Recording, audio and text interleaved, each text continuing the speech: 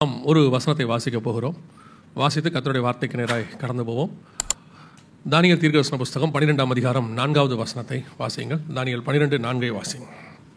தானியேலாகிய நீயோவென்றால் முடிவு காலம் மட்டும் இந்த வார்த்தைகளை புதை பொருளாக வைத்து வைத்து இந்த புஸ்தகத்தை முத்திரை போடு, அப்பொழுது அநேகர் இங்கும் அங்கும் ஓடி ஆராய்வார்கள், அறிவும் பெருகி போகும் என்றான்.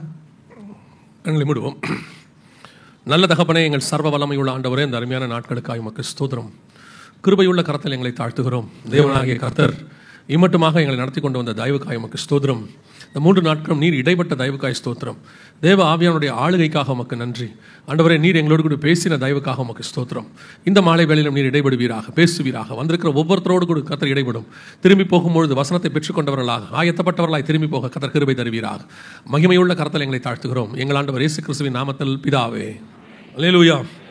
தானியேல் புஸ்தகம் 12ஆம் அதிகாரம் 4வது வசனம் ஒரு முத்திரைகளின் புஸ்தகத்தை குறித்து வேதம் சொல்லுகிறது. இந்த முத்திரைகளின் புஸ்தகம் என்றால் கடைசி காலத்துக்குரியதான புஸ்தகம் என்ற அர்த்தம். ஏன்னா அந்த இடத்துல ஆண்டவர் சொல்றாரு, முடிவு காலம் மட்டும் இந்த வார்த்தைகளை புதைபொருளாக வைத்து வைத்து இந்த புஸ்தகத்தை முத்திரை போடு அப்படிங்கிறார். இந்த முத்திரை எப்போ உடைக்கப்படும் என்றால் கடைசி காலத்தில் உடைக்கப்படும். அதை கொஞ்சம் நம்ம ரிவர்ஸில் சொன்னோம்னா, இது எப்போ முத்திரைகள் உடைக்கப்படுகிறதோ அது என்ன காலம்? கடைசி காலம் என்று அர்த்தம். நமக்கு கடைசி காலம் என்பதற்கான நம்ம காலத்தில் உள்ளதான மிக முக்கியமான அடையாளங்களில் ஒன்றாக இந்த 3 நாட்களிலும் நான் பலமுறை பார்த்திருக்கிறோம். இஸ்ரவேல் ஜனங்கள் திரும்பி வருவது கடைசி காலத்துக்கான மிக முக்கியமான அடையாளமாக பார்த்தோம். அதுக்கு ஆதார வசனங்களாக ஓசியாவின் புஸ்தகம் 3ஆம் அதிகாரம் 5வது வசனத்தில் அதை நாம் பார்த்தோம்.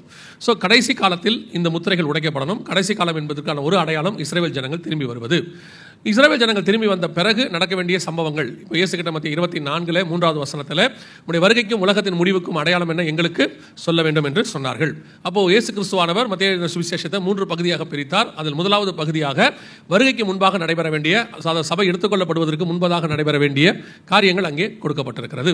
அந்த பர்டிகுலராக கடைசி காலத்தில் சபை எடுத்துக்கொள்ளப்படுவதற்கு முன்பாக நடக்கிற சம்பவங்களும் இந்த முத்திரைகளின் புஸ்தகத்தில் ஆரம்பத்திலே அவைகளை குறித்து கொடுக்கப்பட்டிருக்கிறது. இந்த முத்திரைகளின் புஸ்தகம் எங்கே இருக்கிறது என்று சொன்னால் 5ஆம் அதிகாரம் வெளிப்படுத்தின விசேஷத்தை 5ஆம் அதிகாரம் 4வது வசனத்தை வாசிக்கும். திறந்து வாசிக்கவும் அதை பார்க்கவும் பாத்திரவானாக காணப்படாததினால், அப்போ அந்த முத்திரைகளின் புஸ்தகம் எங்க இருக்கு அப்படின்னு கேட்டீங்கன்னு சொன்னா வெளிப்படுத்தின விசேஷம் 5ஆம் அதிகாரத்தில் இருக்கிறது. 6ஆம் அதிகாரத்தில் அந்த முத்திரைகள் உடைக்கப்படுகிறதை நாம் பார்க்கிறோம். இந்த செய்திக்கு போவதற்கு முன்பதாக நான் உங்களுக்கு ஒரு சின்ன இன்ட்ரோடக்ஷன் சொல்லிட்டு போக வேண்டும் என்று விரும்புகிறேன். காரணம் என்னன்னா, இந்த முத்திரைகளின் புஸ்தகத்தை குறித்து, குறிப்பாக 6ஆம் அதிகாரத்தை குறித்து இருவேறு கருத்துகள் இருக்கிறது. அதாவது நான் சொல்றது ஆவிக்குரியவர்களுக்குள்ளேயே இருவேறு கருத்துகள் இருக்கிறது. என்ன கருத்து இருக்கு அப்படின்னு சொல்லி பார்த்தீங்கன்னு சொன்னா, இந்த குறிப்பிட்ட 6ஆம் அதிகாரம் என்பது எப்பொழுது நடைபெற வேண்டும் அப்படின்னு கேட்டீங்கன்னா, வருகைக்கு பின்னால், சபை எடுத்துக்கொள்ளப்பட்ட பின்னால் தான் நடக்க வேண்டும் என்று சொல்லி நாம் ஒரு பெரிய நம்பிக்கை அதன் மேல் இருக்கிறது. அப்பதான் அது நடக்கணும் அப்படின்னு சொல்லி. உண்மையிலேயே அப்படித்தானா அப்படிங்கிறதுக்கு ஆதாரபூர்வமாக அவர்கள் என்ன சொல்லுகிறார்கள் என்று சொன்னால், முதல் 3 அதிகாரத்திலே சபையின் காலம் வருகிறது. அதாவது 2ஆம் அதிகாரம் 3ஆம் அதிகாரத்தில் 7 சபைகளை பற்றி கர்த்தர் பேசுகிறார். அதற்கு பிறகு 4ஆம் அதிகாரத்தில் ஆண்டவர் பரலோகத்தினுடைய தரிசனத்தை காட்டுகிறார். அந்த 4ஆம் அதிகாரம் ஆரம்பிக்கும் பொழுது யோவானை பார்த்து கர்த்தர் ஒரு வார்த்தை சொல்றாரு, இங்கே ஏறி வா, இவைகளுக்கு பின்பு சம்பவிப்பதை நான் உனக்கு காண்பிப்பேன் அப்படின்னு இருக்கு. இந்த இன்ட்ரோடக்ஷனை கவனிங்க. ஏன்னா இப்போ அடுத்து கொடுக்க போற செய்தியை இல்ல அதெல்லாம் தப்பு அப்படின்னு ஒரு கூட்டம் ஒரே லைன்ல சொல்லிடுவாங்க. நீங்க அப்புறம் எப்படி அவங்க சொல்றதுக்கு பதில் சொல்ல முடியாம நீங்க யோசிச்சுட்டு இருப்பீங்க. அதுக்கு தான் இன்ட்ரோடக்ஷன் கொடுத்துட்டு போறேன். அப்போ இங்கே ஏறி வா அப்படின்னு சொல்லி யோவானை பார்த்து சொல்றாரு. அப்படி சொல்லும் பொழுது என்ன உபதேசம் கொடுக்குறாங்க அப்படின்னா, இங்கே ஏறி வா என்று ஆண்டவர் சொன்னது யோவானை அல்ல, சபையை அப்படின்னு சொல்றாங்க. சபையை ஆண்டவர் சொன்னதாக அங்கே சொல்லப்படவில்லை.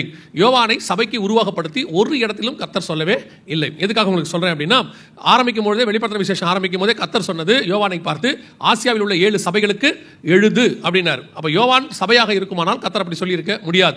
அது மட்டுமல்ல, வெளிப்படுத்தல் முடியும் போது ஆவியும் மனவாட்டியும் வா என்பார்களாக, கேட்கிறவனும் வாயன். யார் கேட்கிறவனா கீழே அவர் சொல்றாரு, நான் தான் இதெல்லாம் கேட்டு எழுதுனேன் அப்படின்னு சொல்றார்.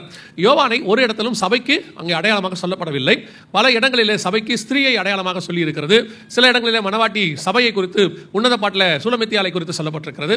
இப்படி பல இடத்துல இப்போ கலாத்தியர்ல வாசிக்கும் பொழுது 2 பிரமாணத்துக்கு அடையாளமாக ஆகாரையும் சாராளையும் சொல்லப்பட்டிருக்கிறது. ஆனால் ஒரு இடத்திலையும் யோவானை சபையாக சொல்லப்படவில்லை. ஸோ 4ஆம் அதிகாரத்தில் இங்கே ஏறி வா என்று ஆண்டவர் சொன்னது சபையை அல்ல, யோவானை, நேரடியாக யோவானை மட்டும்தான் சொன்னார். அது மட்டுமல்ல, 4ஆம் அதிகாரத்திற்கு பிறகு சபை அங்கே இருக்கிறதாக சொல்லப்படலை. எந்த இடத்துலையும் சபையை அவர் பார்க்கல. இப்போ நீங்கள் இந்த இன்ட்ரோடக்ஷன் புரிஞ்சுக்கோங்க, இல்லைனா திருப்பி நீங்கள் இந்த வீடியோவை ஆன்லைனில் பார்த்துக்கோங்க. 1ஆம் அதிகாரத்தில் அவர் பரலோகத்தை பார்க்கிறார், அங்கேயும் சபையை அவர் பார்க்கவில்லை. அடுத்து 4ஆம் அதிகாரத்தில் பரலோகத்தினுடைய தரிசனம் யோவானுக்கு காட்டப்படுகிறது, அங்கேயும் அவர் பார்க்கவில்லை. 5ஆம் அதிகாரத்தில் சிங்காசனத்தில் உட்கார்ந்திருக்கிற பிதாவாகிய தேவனை பார்க்கிறார், அங்கேயும் அவருக்கு சபை இருப்பது காண்பிக்கப்படவில்லை.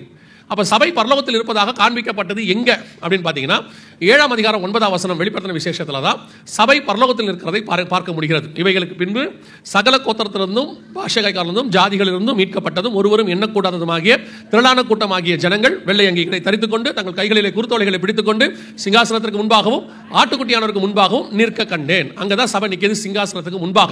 அதனாலதான் நம்ம சபையை குறித்து பவுல் எழுதும்போது சொல்றாரு, நாம் தைரியமாய் கிருபாசனத்திலே கிட்டி சேருகிறோம் அப்படிங்கிறார். சோ நமக்கு தான் சிங்காசனத்தில் முன்னாடி நிற்கக்கூடியதான அந்த தகுதி இருக்கிறது, அதாவது புதிய ஏற்பாட்டு சபை. சோ அது எங்க நிற்குதுன்னா 7ஆம் அதிகாரத்தில் தான் சொல்லுது, 6ஆம் அதிகாரத்திலோ 5ஆம் அதிகாரத்திலோ இல்ல. எதுக்காக இது இவ்வளவு விளக்கம் சொல்றேன்னா, ஒரு சாரார் 4ஆம் அதிகாரத்தில் தான் சபை பரலோகத்துக்கு போகுது, 6ஆம் அதிகாரம் எல்லாம் வெளிப்படுத்தின, அதாவது சபை எடுத்துக்கொள்ளப்பட்ட பிறகு நடக்க வேண்டிய சம்பவம், அதுக்கு இப்ப நமக்கு கவலைப்பட வேண்டிய அவசியம் இல்லை அப்படின்னு சொல்லிடுறாங்க. இது எங்க போய் இதுல என்ன பிரச்சனை வந்துருச்சு அப்படின்னு கேட்டா, 6ஆம் அதிகாரத்தில் நாம் வாழ்ந்து கொண்டிருக்கிறோம், அந்த காலகட்டத்துக்குள் நாம் வாழ்ந்து கொண்டிருக்கிறோம். முத்திரைகள் எல்லாம் ஒன்றன் பின் ஒன்றாக உடைக்கப்பட்டு கொண்டிருக்கிறது. இந்த சம்பவங்களை ஆதாரப்பூர்வமாகவும் உலகத்தில் நடக்கிற சம்பவங்களோடு கூட இணைத்து சொல்லிட்டு இருக்கிறோம். ஆனால் ஒரு சாராருக்கு அது எதையுமே கேட்க மனமில்லை. அவங்க என்ன சொல்றாங்கன்னா, அதெல்லாம் இல்லைங்க, எங்களுக்கு சொல்லி கொடுத்தது 4ஆம் அதிகாரத்தில் சபை போயிடும், 4ஆம் அதிகாரத்தில் சபை போயிடும். அன்னைக்கு அவர்களுக்கு கிடைச்ச வெளிச்சத்தில் அவங்க சொல்லி இருக்கலாம். யூதர்கள் போய் ஒரு நாள் யோவான் ஸ்நானகனை கேட்கிறார்கள், நீதான் வருகிறவராகிய மேசியாவா என்று கேட்கிறார்கள். அப்ப யோவான் ஸ்நானகன் சொல்றார், நான் இல்ல, எனக்கு பின் ஒருவர் வருகிறார், இயேசு வருகிறார். இயேசுகிட்டையும் போய் கேட்கிறாங்க, நீங்க தான் மேசியாவா, எங்களுக்கு சொல்ல வேண்டும் என்று சொல்லி. அப்போ அந்த மாதிரி ஒரு காலகட்டத்தில் ஒரு வெளிப்பாடு வச்சு யோவானை போய் கேட்கிறாங்க. இல்லைன்னு சொன்ன உடனே அடுத்து அவங்க இயேசு கிட்ட போறாங்க. அந்த மாற்றம் வரும்போது ஏற்றுக்கொள்ளக்கூடிய மனப்பக்குவம்.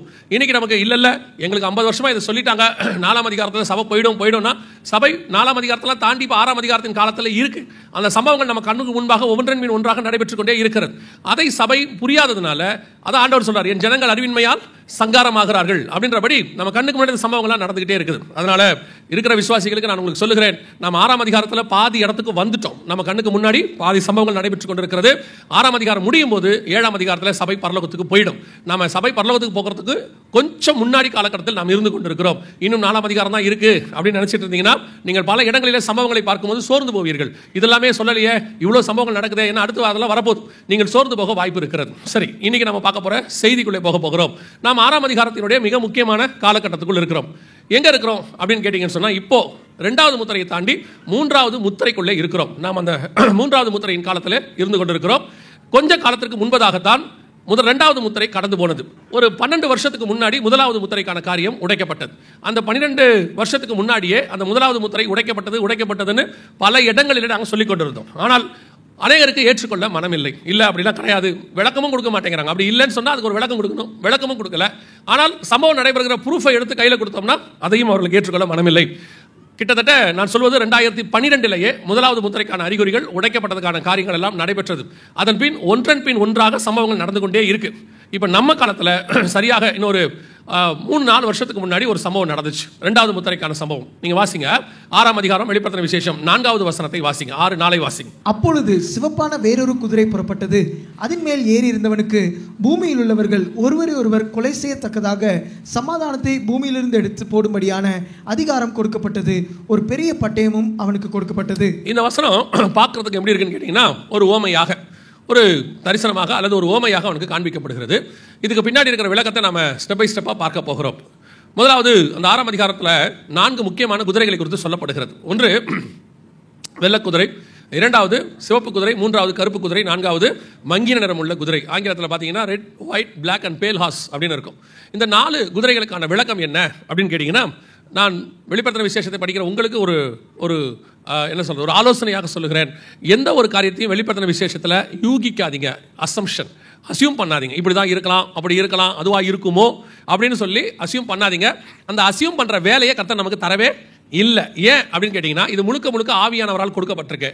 நம்ம அசியூம் பண்ணுறது முழுக்க முழுக்க மாம்சத்தில், நம்ம அறிவுக்கு எட்டினது போல நம்ம யோசிக்கிறோம். அப்போ கண்டிப்பா ஆவியும் மாம்சமும் என்ன செய்யாது, ஒத்துப்போகாது, போராடும். அதனால பைபிள்ல சொல்லியிருக்கிற விஷயம் எதுவோ அதை பைபிள்ல இருந்தே நீங்க கண்டுபிடிக்கிறது தான் நல்லது. நான் எதுக்கு இது உங்களுக்கு சொல்றேன் அப்படின்னா, அந்த குதிரை இருக்குது இல்லையா, ஒரு 10 வருஷத்துக்கு முன்னாடி இந்த மாதிரி ஒரு ஊழியர் குதிரைகளை பத்தி எடுத்தார். ஸோ அவருடைய வீடியோவை பார்த்துட்டு இருக்கும்போது அவர் அதில் அந்த வெள்ளை குதிரை என்பது என்ன அப்படின்னு சொன்னார். எனக்கு ரொம்ப ஆவலா போகுது, அவர் என்ன சொல்றாரு பார்க்கலாம் அப்படின்னு பார்த்தபோது, வெள்ளை குதிரை என்பது துபாயை குறிக்கிறது அப்படின்னு சொன்னார். எனக்கு துபாய்னு ஷாக் ஆயிடுச்சு. இருந்தாலும் கொஞ்சம் நல்லாவே இருந்துச்சு கேட்கறதுக்கு. துபாயின்றாரு, எதை வச்சு சொல்றாரு அப்படின்னு சொன்னபோது, நான் துபாய்க்கு ஏர்போர்ட்டில் போய் இறங்கினேன். போய் இறக்கும் போது துபாய் ஏர்போர்ட்டில் பார்த்த ஒரு வெள்ளை கலர் குதிரை நின்றுட்டு இருந்துச்சு. அப்போ அந்த வெள்ளை கலர் குதிரை என்பது துபாய் தான் குறிக்கிறது அப்படின்னாரு. அப்போ நமக்கு என்னன்னா, அவர் லேட்டாக பார்த்துருக்காரு வெள்ளை கலர் குதிரையை. நாம அப்பயே சினிமாவில் வெள்ளை கலர் குதிரையை பார்த்துட்டோம். நான் ரட்சிக்கப்படுறதுக்கு முன்னாடியே சினிமாவில் வெள்ளை கலர் குதிரையில் தான் ராஜாக்கள்லாம் வருவாங்க அந்த காலத்தில். அப்படின்னா அவங்கெல்லாம் வந்து முதலாம் முத்திரைக்குரியவர்கள் ஆயிடுமா? வெள்ளை கலர் குதிரை எங்கெங்கெல்லாம் இருக்குதோ அதெல்லாம் வந்து முதலாவது முத்திரைன்னு அர்த்தம் கிடையாது. அதுக்கு நமக்கு என்ன வேணும்? ஒரு விளக்கம் வேணும். சகரியாவின் புஸ்தகம் 6ஆம் அதிகாரம், சகரியாவின் புஸ்தகம் 6ஆம் அதிகாரம் 5வது வசனத்தை வாசிங்க. அந்த தூதன் எனக்கு பிரதியுத்தரமாக, இவைகள் சர்வலோகத்துக்கும் ஆண்டவராய் இருக்கிறவருடைய சமூகத்தில் நின்று புறப்படுகிற வானத்தினுடைய 4 ஆவிகள் என்றார். அந்த 6ஆம் அதிகாரம் 1 முதல் 4 வசனத்துல 4 குதிரைகள் இருக்கிறது. அங்கேயும் அதுக்கான இதே குதிரை தான் அங்கேயும் இருக்கு. வெள்ளை, கருப்பு, சிவப்பு, புள்ளி புள்ளியான குதிரை அப்படின்னு இருக்கும். அந்த 4 தான் வெளிப்படுத்தல் 6லையும் இருக்கு. அப்ப அதுக்கான விளக்கமாக அங்கேயே ஆண்டவர் கொடுத்துட்டார். பழைய ஏற்பாட்டிலேயே என்ன சொல்றாரு? 4ம் கர்த்தருடைய சமூகத்திலிருந்து புறப்படுகிற 4 ஆவிகள். இது எந்த நாட்டையும் குறிக்கல, யாரையும் குறிக்கல. இது எதை குறிக்குது? 4 ஆவிகளை குறிக்கிறது என்று வேதம் சொல்லுது. என்ன ஆவி அப்படின்னு கேட்டீங்கன்னா, நம்ம எல்லாருக்கும் தெரியும். இன்னைக்கு உள்ளவங்களுக்கு நாம பார்க்கிறோம், ஒரு அமைச்சரோ அல்லது முதலமைச்சரோ பிரதமரோ ஒரு திட்டத்தை போடும்போது அதை அவர்கள் நேரடியாக மக்களிடத்தில் வந்து செய்ய மாட்டார்கள். அதை அவர் அந்த துறை அமைச்சருக்கு அனுப்புவார். அந்த துறை அமைச்சர் வந்து அதுக்கு கீழே உள்ள அதிகாரிக்கு அனுப்புவார். அந்த அதிகாரி அவர் கீழே இருக்கிற ஊழியருக்கு அனுப்புவார். அவர் கொண்டு போய் ஜனங்களுக்கு அதை சேர்ப்பார். இதான் புரோட்டோகால் சொல்லுவாங்க. இதான் ப்ரொசீஜர், ஒரு விஷயத்தை கொண்டு போய் சேர்ப்பதற்கு. இது எல்லாமே எங்க இருந்து கொண்டு வந்தாங்க அப்படின்னு கேட்டீங்கன்னா, வேர்ல்ட்லி மெத்தட். இது எல்லாமே பைபிள்ல இருந்து கொண்டு வரப்பட்டது. காரணம் என்னன்னா, பைபிள்ல 2000 வருஷத்துக்கு முன்னாடியே அந்த புரோட்டோகால் பத்தி இருக்கு. 4000 வருஷத்துக்கு முன்னாடி இருக்கு. ஏன்னா ஹெவன்லி கிங்டம் இருக்கு பாருங்க, அந்த கிங்டம்ல கர்த்தர் ராஜாவாக இருக்கிறார். அவர் தம்முடைய சித்தத்தை பூமியில செய்வதற்கு ஒவ்வொன்றுக்கும் ஒரு ஆள் வச்சிருக்கிறார். மெசஞ்சர் ஒரு தூதனை வச்சிருக்கிறார், வாரியர்னு ஒருத்தர் வச்சிருக்கிறாரு, அப்புறம் வர்ஷிப்பர்னு ஒருத்தர் வச்சிருக்கிறார். ஒவ்வொன்றுக்கும் ஒரு இந்த புரோட்டோகால்ல அங்கிருந்து காப்பி அடிச்சு தான் இங்க வந்திருக்காங்க. நாம இங்க இருந்து பைபிள் எழுதல, பைபிள்ல இருந்து தான் இவங்க எடுத்திருக்காங்க. ஏன்னா பிசாசு எதையுமே சொந்தமா செய்வதற்கு என்ன கிடையாது, அவனுக்கு அந்த காரியம், அந்த சக்தி கிடையாது. முழுக்க முழுக்க ஆண்டவர்ட்ட இருந்து காப்பி அடிப்பான். காப்பி அடிச்சு என்ன பண்ணுவான்னா, கொஞ்சம் அதை மசாலாலாம் தூவி வேற மாதிரி செய்வான். இப்போ நீங்க இதுக்கு போனீங்கன்னா, ஹோட்டலுக்குலாம் போனீங்கன்னா என்ன இருக்குன்னு கேட்டாங்கன்னா, நம்ம கேட்ட உடனே அவங்க சொல்லுவாங்க பாருங்க, அந்த தோசை இந்த தோசை ஒரு 7-8 வகையான தோசை சொல்லுவாங்க. பேஸ் ஒன்று தான், மாவு தான். அதில் உருளைக்கிழங்கு வச்சா மசாலா தோசை, பொடியை போட்டால் பொடி தோசை, வெங்காயம் போட்டால் வெங்காய தோசை. எதையாவது அதில் மிக்ஸ் பண்ணோம்னா அந்த தோசை பேரே மாறிடும். நான் இதே மாதிரி தான் பிசாசு. அவங்ககிட்ட வேற ஒன்றுமே புதுசாக எதுவுமே கிடையாது. எல்லாம் பைபிள்ல இருந்தால் காப்பி அடிக்கணும். ஏன்னா அவன் படைக்கப்பட்டவன், படைத்தவன் ஒருத்தர் இருக்கிறார், கிரியேட்டர். அவர் தான் கிரியேட்டர். அவர்கிட்ட தான் காப்பி அடிக்க முடியும். இவன் எல்லாத்தையும் காப்பி அடிக்கிறவன். இன்னைக்கு உலகமா அப்படித்தான். உங்களுக்கு தெரிஞ்சிருக்குன்னு நினைக்கிறேன். இன்வென்ஷன், டிஸ்கவரி என்னமோ சொல்றாங்களே, இது எதுவுமே கிரியேஷன் கிட்ட வராது. கிரியேஷன் வேற, டிஸ்கவரி வேற, இன்வென்ஷன் வேற. இதை கண்டுபிடித்தல் என்பது வேறு, அதே நேரத்தில் வந்து படைத்தல் என்றால் வேறு. நம்ம ஆண்டவர் படைத்த தேவன், கிரியேட்டர். இவங்க எல்லாருமே அந்த படைச்சதில் வச்சுக்கிட்டு அடுத்த ஸ்டேட்டஸ், செகண்ட் லெவலுக்கு இருக்கிறவங்க. அப்போ இந்த குதிரை என்பது ஒரு பரலோகத்தினுடைய வேலையை பூமியிலே செய்யக்கூடிய 4 ஆவிகள் என்று வேதம் சொல்லுது. தொடர்ந்து நீங்க சகரியா 6ஆம் அதிகாரத்தை படிச்சு பார்த்தீங்கன்னா வசனம் சொல்லும், கருப்பு குதிரை வடதேசத்துக்கு போய் கர்த்தரை சாந்தி பண்ணிட்டு காரியங்கள்லாம் செஞ்சுச்சு அப்படின்னு வாசிக்க முடியும், தொடர்ச்சியாக வாசிக்க முடியும். எதுக்கு சொல்றேன்? குதிரை என்பது ஒரு நாட்டை குறிக்கவே இல்லை, ஒரு இனத்தை குறிக்க இல்லை, அதை குறிக்கல, இதை குறிக்கல. அது 4 ஆவிகள் என்று வேதம் சொல்லுது. சரி, இப்போ 6ஆம் அதிகாரம் வெளிப்படுத்தின விசேஷத்துக்கு வந்துருங்க. ஏன்னா குதிரைக்கான விளக்கம் உங்களுக்கு தெரியணும் இல்லையா? அதுக்காக தான் 6ஆம் அதிகாரம் வெளிப்படுத்தின விசேஷம் 4வது வசனத்தை வாசிக்கும் பொழுது, நான் உங்களுக்கு அந்த வசனத்துக்கு பின்னாடி இருந்து வரேன், ஏன்னா உங்களுக்கு ஈஸியா புரியறதுக்காக, வேற ஒன்றும் இல்லை. அந்த வசனத்தை நீங்கள் வாசிக்கும் பொழுது, பூமியில் உள்ளவர்கள் ஒருவரை ஒருவர் கொலை செய்யத்தக்கதாக பூமியிலிருந்து சமாதானத்தை எடுத்து போடும்படியான அதிகாரம் கொடுக்கப்பட்டது. ஒரு பெரிய பட்டயமும் கொடுக்கப்பட்டது. தூதன் கையில் பட்டயம் கொடுக்கப்பட்டால் அதற்கு அர்த்தம் என்ன? பைபிளில் 3 பேர் கையில் தான் பட்டயம் இருக்கு. ஒன்று தேவனிடத்தில் இருக்கிறது, இன்னொன்று மனுஷனிடத்தில் இருக்கிறது, இன்னொன்று தூதனிடத்தில் இருக்கிறது. தேவனிடத்தில் இருக்கிற பட்டயத்துக்கு என்ன அர்த்தம்? வாசிங்க, எபேசியருக்கு நிருபம் 6ஆம் அதிகாரம் 19வது வசனத்தை வாசிங்க. எபேசியர் 6:19. சுவிசேஷத்திற்காக மன்னிக்கணும், 17 வாசிங்க. ரட்சண்யம் என்னும் தலைச்சீராவையும் தேவ வசனமாகிய ஆவியின் பட்டயத்தையும் எடுத்துக்கொள்ளுங்கள். அப்போ தேவனுடைய பட்டயம் என்பது எதை குறிக்குது? கர்த்தருடைய வசனம், அதுதான் குறிக்குது. 19ஆம் அதிகாரம் வெளிப்படுத்தின விசேஷத்தை வாசிக்கும் பொழுது கடைசியான வசனத்தை வாசிங்களே. அங்க என்ன சொல்லியிருக்கு பாருங்க. 19ஆம் அதிகாரம் வெளிப்படுத்தின விசேஷம் கடைசி வசனம். மற்றவர்கள் குதிரையின் மேல் ஏறினவருடைய வாயிலிருந்து புறப்படுகிற பட்டயத்தால் கொல்லப்பட்டார்கள். வாயிலிருந்து பட்டயம் புறப்படுகிறதுனா என்ன அர்த்தம்னா, அவர் வாயிலிருந்து கத்தி வருதுன்னு அர்த்தம் இல்ல, அவர் வாயிலிருந்து நியாய தீர்ப்பின் வார்த்தைகள் வருகிறது அர்த்தம். கர்த்தர் சொல்ல ஆகும், அவர் கட்டளையிட நிற்கும். அவர் வாயிலிருந்து நியாய தீர்ப்பின் வார்த்தைகள் புறப்படுகிறது. அவர் வாயிலிருந்து பட்டயம் புறப்படுதுன்னா அப்படியே கத்தி ஒன்று வாயிலிருந்து வருதுன்னு அர்த்தம் இல்ல. அது பட்டயம் என்பது கர்த்தருடைய வார்த்தை. அவர் வாயிலிருந்து நியாய தீர்ப்புக்கு ஏதுவான வார்த்தைகள் புறப்பட்டு, அவர் இப்ப வாரத்தில் அக்கினி இறங்கும் அப்படின்னா இறங்கும், அவ்வளவுதான். அக்கினி இறங்கி பட்சிக்கும்னா பட்சிக்க போகுது. நியாய தீர்ப்பின் வார்த்தைன்னு அர்த்தம். தேவனிடத்தில் உள்ள பட்டயம் என்பது வார்த்தையை குறிக்கிறது. மனுஷன் கையில் உள்ள பட்டயம் என்பது எதை குறிக்கிறது? நம்ம எல்லாருக்கும் தெரியும். ஒரு மனுஷன் பட்டயத்தை எடுத்துக்கிட்டு வரான், ஒரு ராஜா எடுத்துட்டு வராருன்னா எதுக்கு வராருன்னு அர்த்தம்? யுத்தத்துக்கு வராரு என்ற அர்த்தம். 1 சாமுவேலின் புத்தகம் 17ஆம் அதிகாரத்தில் கோலியாத்து நம்ம எப்படி ஒரு ஆர்மர் ஆஃப் காட்னு எபேசியர் 6ல் சொல்றோமோ அதே மாதிரி அவருக்கு ஒரு அங்க ஒரு டிஸ்கிரிப்ஷன் இருக்கும், நீங்க பார்த்திருப்பீங்கன்னு நினைக்கிறேன். 6ஆம் அதிகாரம் எபேசியர்ல நமக்கு எப்படி ஒரு தலைச்சீரா இருக்குதோ அதே மாதிரி கோலியாத்துக்கு ஒரு தலைச்சீரா இருக்கும். இங்க எப்படி ஒரு பாதரட்சை இருக்கோ அவனுக்கு ஒரு பாதரட்சை இருக்கும். இங்கே ஒரு கேடகம் இருக்கும், அங்கே ஒரு கேடகம் இருக்கும். இங்கே ஒரு பட்டயம் இருக்கும், அங்கே ஒரு பட்டயம் இருக்கும். ஆனால் கோலியாத் பிடித்துக் கொண்டு வருகிற பட்டயம் என்றால் யுத்தத்துக்கு வந்திருக்கிறான் என்று அர்த்தம். அவன் வந்து யுத்தத்துக்கு கூப்பிடுறான். இப்போ சவுல் கையிலையும் பட்டயம் இருக்கு, 2 பேரும் சண்டை போடணும், அதான் அவன் கூப்பிடுறது. ஆனால் வசனம் சொல்லுது தாவீதின் கையில் பட்டயம் இல்லாது இருந்தது அப்படின்னு இருக்கு. இதுக்கு பின்னாடி நிறைய ஆவிக்குரிய அர்த்தம் இருக்கு. ஆனா ஒண்ணு புரிஞ்சுக்கோங்க, மனுஷன் கையில் பட்டயம் இருந்தால் அதுக்கு என்ன அர்த்தம்? யுத்தம் என்று அர்த்தம், சண்டை போட வந்திருக்கிறான் அப்படின்னு அர்த்தம். கர்த்தர்கிட்ட பட்டயம் இருந்தால் அது வார்த்தை என்று அர்த்தம். சரி, தூதன் கையில் உள்ள பட்டயத்துக்கு என்ன அர்த்தம்? வாசிங்க 1 நாளாகமத்தின் புஸ்தகம் 21ஆம் அதிகாரம் 12வது வசனத்தை வாசிங்க. 1 நாளாகமம் 21:12. 3 வருஷத்து பஞ்சமோ அல்லது உன் பயங்கரின் பட்டயம் உன்னை பின்தொடர நீ உன் சத்துருக்களுக்கு முன்பாக முறிந்தோடி போகச் செய்யும் 3 மாத சங்காரமோ அல்லது 3 நாள் 3 நாள் கர்த்தருடைய தூதன் இஸ்ரவேலுடைய எல்லை எங்கும் சங்காரம் உண்டாகும்படி தேசத்தில் நிற்கும் கர்த்தருடைய பட்டயமாகிய கொள்ளை நோயோ. அப்போ தூதன் கையில் உள்ள பட்டயத்துக்கு பேர் என்னது? கொள்ளை நோய்னு அர்த்தம். அதே அதிகாரம் 16 வாசிங்க 16.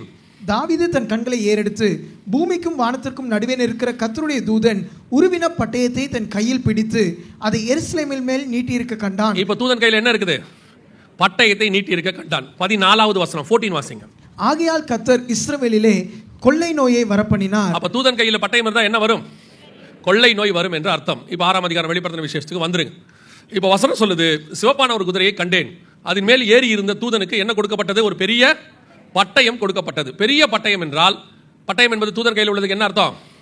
கொள்ளை நோய்னு அர்த்தம். ஒரு பெரிய கொள்ளை நோய் கொடுக்கப்பட்டது. மத்திய 24ஆம் அதிகாரத்தில் 3வது வசனத்தில் வருகைக்கான அடையாளங்கள் என்ன என்று இயேசு கிட்ட கேட்டபோது 7 அடையாளங்களை இயேசு சொல்லுகிறார். என் நாமத்தை தரித்துக் கொண்டு அநேகர் வருவார்கள். 2வது யுத்தங்களின் செய்திகளையும் கேள்விப்படுவீர்கள். 3வது ஜனத்துக்கு விரோதமாய் ஜனம்.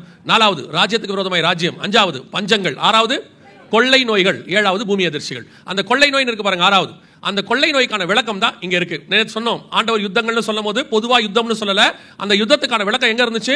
38ஆம் அதிகாரம் 39ஆம் அதிகாரம் எசேக்கியேல் புத்தகத்தில் இருந்துச்சு. இப்போ இந்த கொள்ளை நோய்க்கான விளக்கம் எங்க இருக்கு அப்படின்னு கேட்டீங்கன்னா 6ஆம் அதிகாரம் 4வது வசனத்தில் ஆண்டவர் சொல்லி இருக்கிறாரு, ஒரு பெரிய பட்டயம் அவனுக்கு கொடுக்கப்பட்டது. அது என்ன பட்டயம் என்றால், வேதம் சொல்லுது 1 நாளாகமத்தின் படி அது ஒரு கொள்ளை நோய், மிகப்பெரியதான கொள்ளை நோய் வரும். அதுக்கு முந்தின லைன், அந்த கொள்ளை நோய் பூமியில் உள்ளவங்களை எப்படி சாகடிக்கும் அப்படின்னு வசனம் சொல்லுது.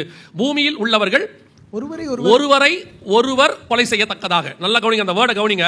இதெல்லாம் உங்க கையில் உள்ள பைபிளில் உள்ளதா? எப்படி ஒரு 25 வருஷம் உங்க கையில் அந்த பைபிள் இருக்கும். ஸோ அந்த பைபிளில் உள்ள வசனத்தை தான் வாசிக்கிறோம். பூமியில் உள்ளவர்கள் ஒருவரை ஒருவர் கொலை செய்யத்தக்கதாக, 1 to 1, ஒருத்தர் இன்னொருத்தரை கொலை செய்யத்தக்கதாக ஒரு பெரிய மரணம் பூமியில் வரும். ஒருவரை ஒருவர் கொலை செய்யத்தக்கதாக பூமியிலிருந்து சமாதானத்தை எடுத்து போட்டுருவாங்க.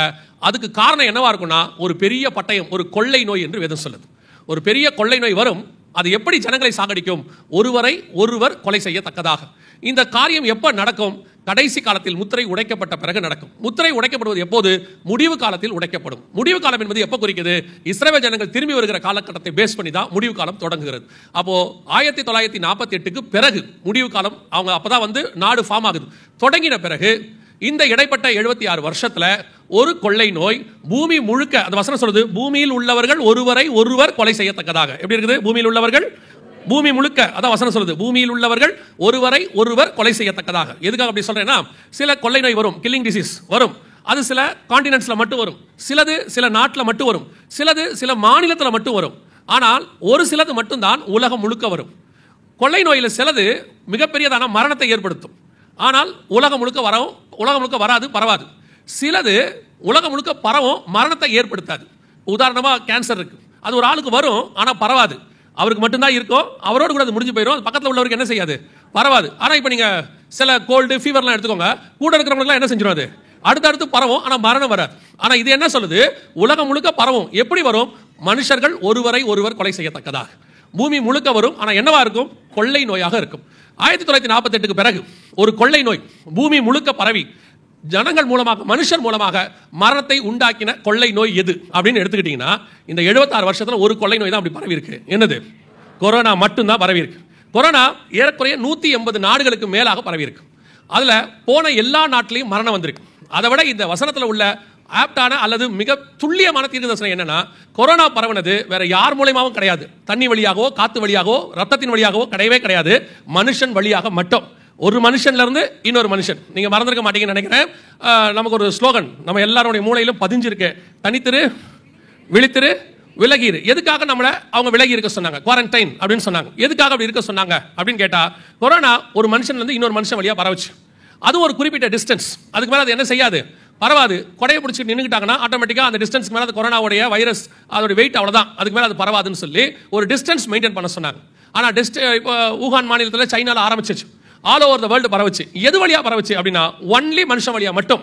பூமியில் உள்ளவர்கள் ஒருவரை ஒருவர் கொலை செய்யத்தக்கதாக ஒருத்தர் மூலமா இன்னொருத்தருக்கு பரவுச்சு. அதன் வழியாக மரணம் வந்துச்சு. அப்படி ஒரு மிக முக்கியமான சம்பவம் உலகம் முழுக்க நடந்துச்சு. எப்போனா நம்ம 2020 நம்ம கணக்குக்கு 2019 லாஸ்ட் 2020 நடந்துச்சு.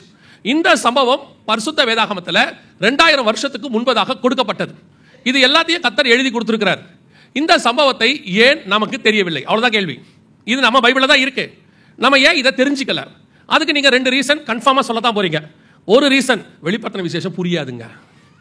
அதெல்லாம் ரொம்ப படிச்சவங்க தான் என்ன செய்யணும், அதை சொல்லணும். நமக்கு அது புரியாது அப்படின்னு ஒன்று நல்லா தெரிஞ்சுக்கொள்ளுங்க.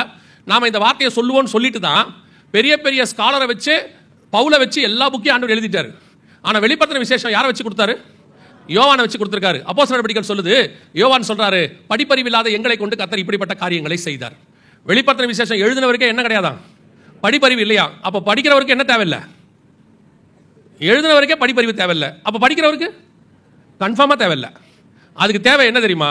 அவர் ஆவிக்குள்ளாகி அதை எழுதினார். நீங்க ஆவிக்குள்ளாக இருந்து படிச்சா அது உங்களுக்கு புரியும். அவ்வளவுதான். எழுதுறது ஆவியானவர். நீங்க உடனே ஈஸியா தூக்கி பழி தூக்கி போட்டுறது. அதுக்கு ரொம்ப படிச்சிருக்கணும். எல்லா பைபிளையும் படிக்கிறதுக்கு இன்ட்ரெஸ்ட் தான் வேணும். ஆண்டவர் எழுதுனதே படிப்பறிவில் அதை வச்சு எழுதிட்டாரு. நீங்க என்ன அது படிப்பறிவு இருந்தால் தான் புரியும்ன்றீங்க. ரெண்டாவது, அடுத்து சொல்ல மிக முக்கியமான ஒரு இன்டர்நேஷனல் என்ன சொல்றது, உலகளாவிய காரணம் என்னன்னு கேட்டீங்கன்னா, அது ரொம்ப பயமா இருக்கு. வெளிப்படுத்தின விசேஷம் படிக்கிறது எப்படி இருக்கு? பயமா இருக்கு. ஏன்னா எங்க பார்த்தாலும் மிருகமாவே வருது, கொப்பளம் வருது, வானத்துல அக்கினி வருது. கேட்கறதுக்கே கஷ்டமா இருக்குது, படிக்கிறதுக்கே கஷ்டமா இருக்குது. வரப்போதை என்ன பண்ணுவீங்க? சிலருக்கு அது படிக்கிறதுக்கு எப்படி இருக்கு, கஷ்டமா இருக்கு. ஒருத்தர் என்ன கேட்டாரு, என்ன பிரதர் இந்த வெளிப்படுத்தின விசேஷம் எங்க பார்த்தாலும் மிருகமா எழும்பி வந்துகிட்டு இருக்கு அப்படின்னாரு. நான் கேட்டேன், அதுல உங்களுக்கு என்ன பிரச்சனை இருக்கு அப்படின்னு கேட்டேன். அவர் சொன்னாரு, இல்ல நான் ஏற்கனவே ஒரு மிருகத்தோட 10 வருஷமா வாழ்ந்துட்டு இருக்கிறேன். இதுல 10ஆவதுக்கு இதை எடுத்தோம்னா இது வேற எழும்பி வந்துகிட்டே இருக்கு. அவர் சொன்னாரு, நான் நைட்ல வெளிப்படுத்தின விசேஷமே படிக்கிறது இல்லைன்னாரு. ஏன்னு கேட்டேன். கனவுல மிருகமா வருதான். தூங்கும் போது கனவுல என்ன செய்யறது, மிருகமா வருது. இதெல்லாம் நம்ம சொல்லிக்கிற காரணம். ஆனால் கர்த்தர் சொல்றாரு, நான் மகத்துவங்களை அவர்களுக்கு எழுதி கொடுத்திருக்கிறேன். ஆவியானவர் சபைகளுக்கு சொல்லுகிறதை காதுள்ளவன் கேட்க கடவன். பரிசுத்த ஆவி. இது பெரிய விசேஷம் என்னன்னா, இதை எழுதுனது ஆவியானவர். அவர் தான் ஆத்தர் ஆஃப் த புக். உங்களுக்குள்ள ஆவியானவர் இருக்கிறார். அவரை குறித்து வேதம் சொல்லுகிறது, சகல காரியங்களிலும் உங்களை நடத்துவார், வரும் காரியங்களை குறித்து உங்களுக்கு போதிப்பார். அப்ப வெளிப்படுத்தின விசேஷத்தை எழுதினவர் உங்களுக்குள்ள இருக்கிறார், ஆத்தர் இருக்கிறாரு. அவர் சொல்லிக் கொடுக்கிறதுக்கு ரெடியா இருக்கிறாரு. அப்ப உங்களுக்கு தெரியலனா காரணம் அவரும் இல்ல, புக்கும் இல்ல, நீங்க தான். அவர் சொல்லிக் கொடுக்க ரெடியா இருக்காரு, எழுதினவர் கூட இருக்காரு. அப்புறம் ஏன் புரிய மாட்டேங்குது? பல நேரங்களில் நாம் அப்படிதான் சொல்றோம், எனக்கு புரியல, தெரியல, அதுக்கு ஒரு விசேஷித்த ஞானம் வேணும். இப்பவும் சொல்றேன், நீங்க இன்ட்ரெஸ்டோட தேவ சமூகத்தில் உட்கார்ந்து படிச்சு பாருங்க. கர்த்தர் சொல்வதற்கு வல்லமை உள்ளவராய் இருக்கிறார், வெளிப்படுத்துறதுக்கு கர்த்தர் வல்லமை உள்ளவர். சரி, இது இருக்கு, பைபிள்ல இருக்கு, கிட்டத்தட்ட 2000 வருஷமா இருக்குது. நாம அதை விட்டுட்டோம், பரவாயில்ல இருக்கட்டும். பல நேரங்களில் வெளிப்படுத்தின விசேஷத்தை ஒரே நாளில் படிச்சு முடிச்சிடறாங்க. என்ன காரணம் அப்படின்னு கேட்டா, அது புரியல, தெரியல. அதை உட்காந்து 2-3 நாள் படிக்கிறதுக்கு அவங்களுக்கு என்ன இல்லை, பிடிக்கல, ஒரே நாள் அட்ட ஸ்டெச் உட்காந்து முடிச்சிருது. அதான் நான் எப்பவும் சொல்லுவேன், நமக்கு ரொம்ப பிடிச்ச புக்கு என்னன்னா ஏசாயாவும் சங்கீதம் தான். என்ன காரணம்னா, அதுதான் என்ன இருக்கு, வாக்குத்தத்தம் இருக்கு. ஒருவேளை நீங்க பரலோகத்துக்கு போனீங்கன்னு வச்சுக்கோங்க, என்ன பாக்குறீங்க, ஒருவேளை அப்படிலாம் இல்லை, கன்ஃபார்மா போறோம், ரைட். நீங்க பரலோகத்துக்குள்ள போனீங்கன்னா முதல்ல என்ட்ரான உடனே இந்த ஏசாயா எங்க இருக்கான்னு கண்டுபிடிங்க. அந்த ஆளுக்கு ஒரு தேங்க்ஸ் சொல்லிட்டு போய் சிங்காசனம் பக்கத்தில் உட்காந்துக்குங்க. ஏன்னா உங்களை இத்தனை வருஷம் காப்பாற்றினது அந்த ஆள் தான் காப்பாற்றிருக்காரு. ஏசாயா இல்லாட்டி ஜனவரி மாதம் கதை முடிஞ்சு. பல சபைகளுடைய கதை ஏசாயா இல்லாட்டி முடிஞ்சிச்சு இல்லையா? மலைகள் விலகினாலும் பர்வதங்கள் நிலை பெயர்ந்தாலும். கேட்கவே நல்லா இருக்குல்ல? நீங்கள் வெளிப்படுத்தின விஷயத்தில் வாக்குத்தத்தம் எடுத்து பாருங்க, இருக்கிறது ஒன்னே ஒன்று தான் இருக்கு. இதோ நான் உனக்கு முன்பாக திறந்த வாசலை வைத்திருக்கிறேன். அதை கூட அன்னைக்கு ஒருத்தர் தப்பா பிரிண்ட் பண்ணிட்டார். திறந்த வாசலை திறந்து வைத்திருக்கிறேன்னு பிரிண்ட் பண்ணி வச்சிருக்காரு. அதை கூட ஒழுங்கா ப்ரூஃப் பார்க்காம பிரிண்ட் பண்ணிட்டார் போல. திறந்த வாசலை திறந்து வச்சிருக்கிறேன். அதனால இந்த வெளிப்படுத்தின விசேஷத்தை கண்டா உங்களுக்கு எப்படி இருக்குது? கொஞ்சம் பயமா இருக்கு, அப்படி இருக்கு. அதெல்லாம் ஒன்றும் பயப்பட வேண்டிய அவசியமே கிடையாது. நாம பயப்படுறதுக்கு ஒரு புக்கை கர்த்தர் தரல, நமக்கு புரியக்கூடாதுன்னு ஒரு புக்கை கர்த்தர் நமக்கு தரல. நாம தெரிந்து கொள்ள வேண்டும் என்பதற்காக தான் தந்திருக்கிறாரு. அதுலயும் விசேஷமா சபை தெரிஞ்சுக்கணும் தான் அதை கொடுத்திருக்கிறார். அதனால தான் அது டைரக்டா யாருக்கு எழுதப்பட்டது? சபைக்கு எழுதப்பட்டது. ஸோ இந்த சம்பவம் 6ஆம் அதிகாரத்தில் 4வது வசனத்தில் உள்ளது. 2000 வருஷமா இருக்கு. சரி, இது எனக்கு தெரியாது, அப்படியே இருக்கட்டும், ஒரு காரியம் இருக்கட்டும். இப்போ நீங்க ஒரு வீடியோ பார்க்க போறீங்க, நல்லா கவனிங்க. இந்த வீடியோ வந்து 2018 இந்தியா முழுக்க எல்லா சேனல்கள்லயும் வந்துச்சு. இங்க பாருங்க. வரலாற்றில் இதுவரை கண்டிராத மிகப்பெரிய அளவில் உயிரிழப்பை ஏற்படுத்தக்கூடிய நோய் ஒன்று பரவ உள்ளதாக உலக சுகாதார நிறுவனம் எச்சரிக்கை விடுத்துள்ளது. ஜெனீவாவை தலைமையிடமாக கொண்டு இயங்கும் உலக சுகாதார நிறுவனமானது மூத்த ஆராய்ச்சியாளர்களுடன் அவசர ஆலோசனை நடத்தியது. அதில் ஒட்டுமொத்த உலக மக்களின் சுகாதாரத்துக்கு அவசர நிலை ஏற்படும் அளவு புதிய நோய் பரவ இருப்பதாகவும், இதுவரை கண்டிராத அளவுக்கு உயிர் சேதங்களை அந்த நோய் ஏற்படுத்தும் என்றும் எச்சரிக்கை விடுக்கப்பட்டது. இது தொடர்பான ஆராய்ச்சியில் ஈடுபடுமாறு ஆராய்ச்சியாளர்களுக்கு வலியுறுத்தப்பட்டது. இந்த நோய்க்கு டிசீஸ் எக்ஸ் என்று பெயரிடப்பட்டுள்ளது. இது வந்து 2018 அப்போ உள்ள சேனல்களில், நியூஸ் சேனல்களில் வந்ததான ஒரு செய்தி. நாங்கள் ஒன்று மட்டும் எடுத்து வச்சிருக்கிறோம். எல்லா நியூஸ் சேனல்கள்லையும் வந்துச்சு. இது எதை பற்றி நினைக்கிறீங்க? வரப்போகிற கொரோனாவை பற்றி தான் இங்கே சொல்லப்பட்டிருந்துச்சு. ஒரு டிசீஸ் எக்ஸ் ஒன்று வரப்போகிறது. இதுவரைக்கும் வரலாறு காணாத அளவுக்கு உயிர் சேதத்தை, மிகப்பெரிய உயிர் சேதத்தை அது என்ன செய்யும், ஏற்படுத்தும் அப்படின்னு சொன்னாங்க.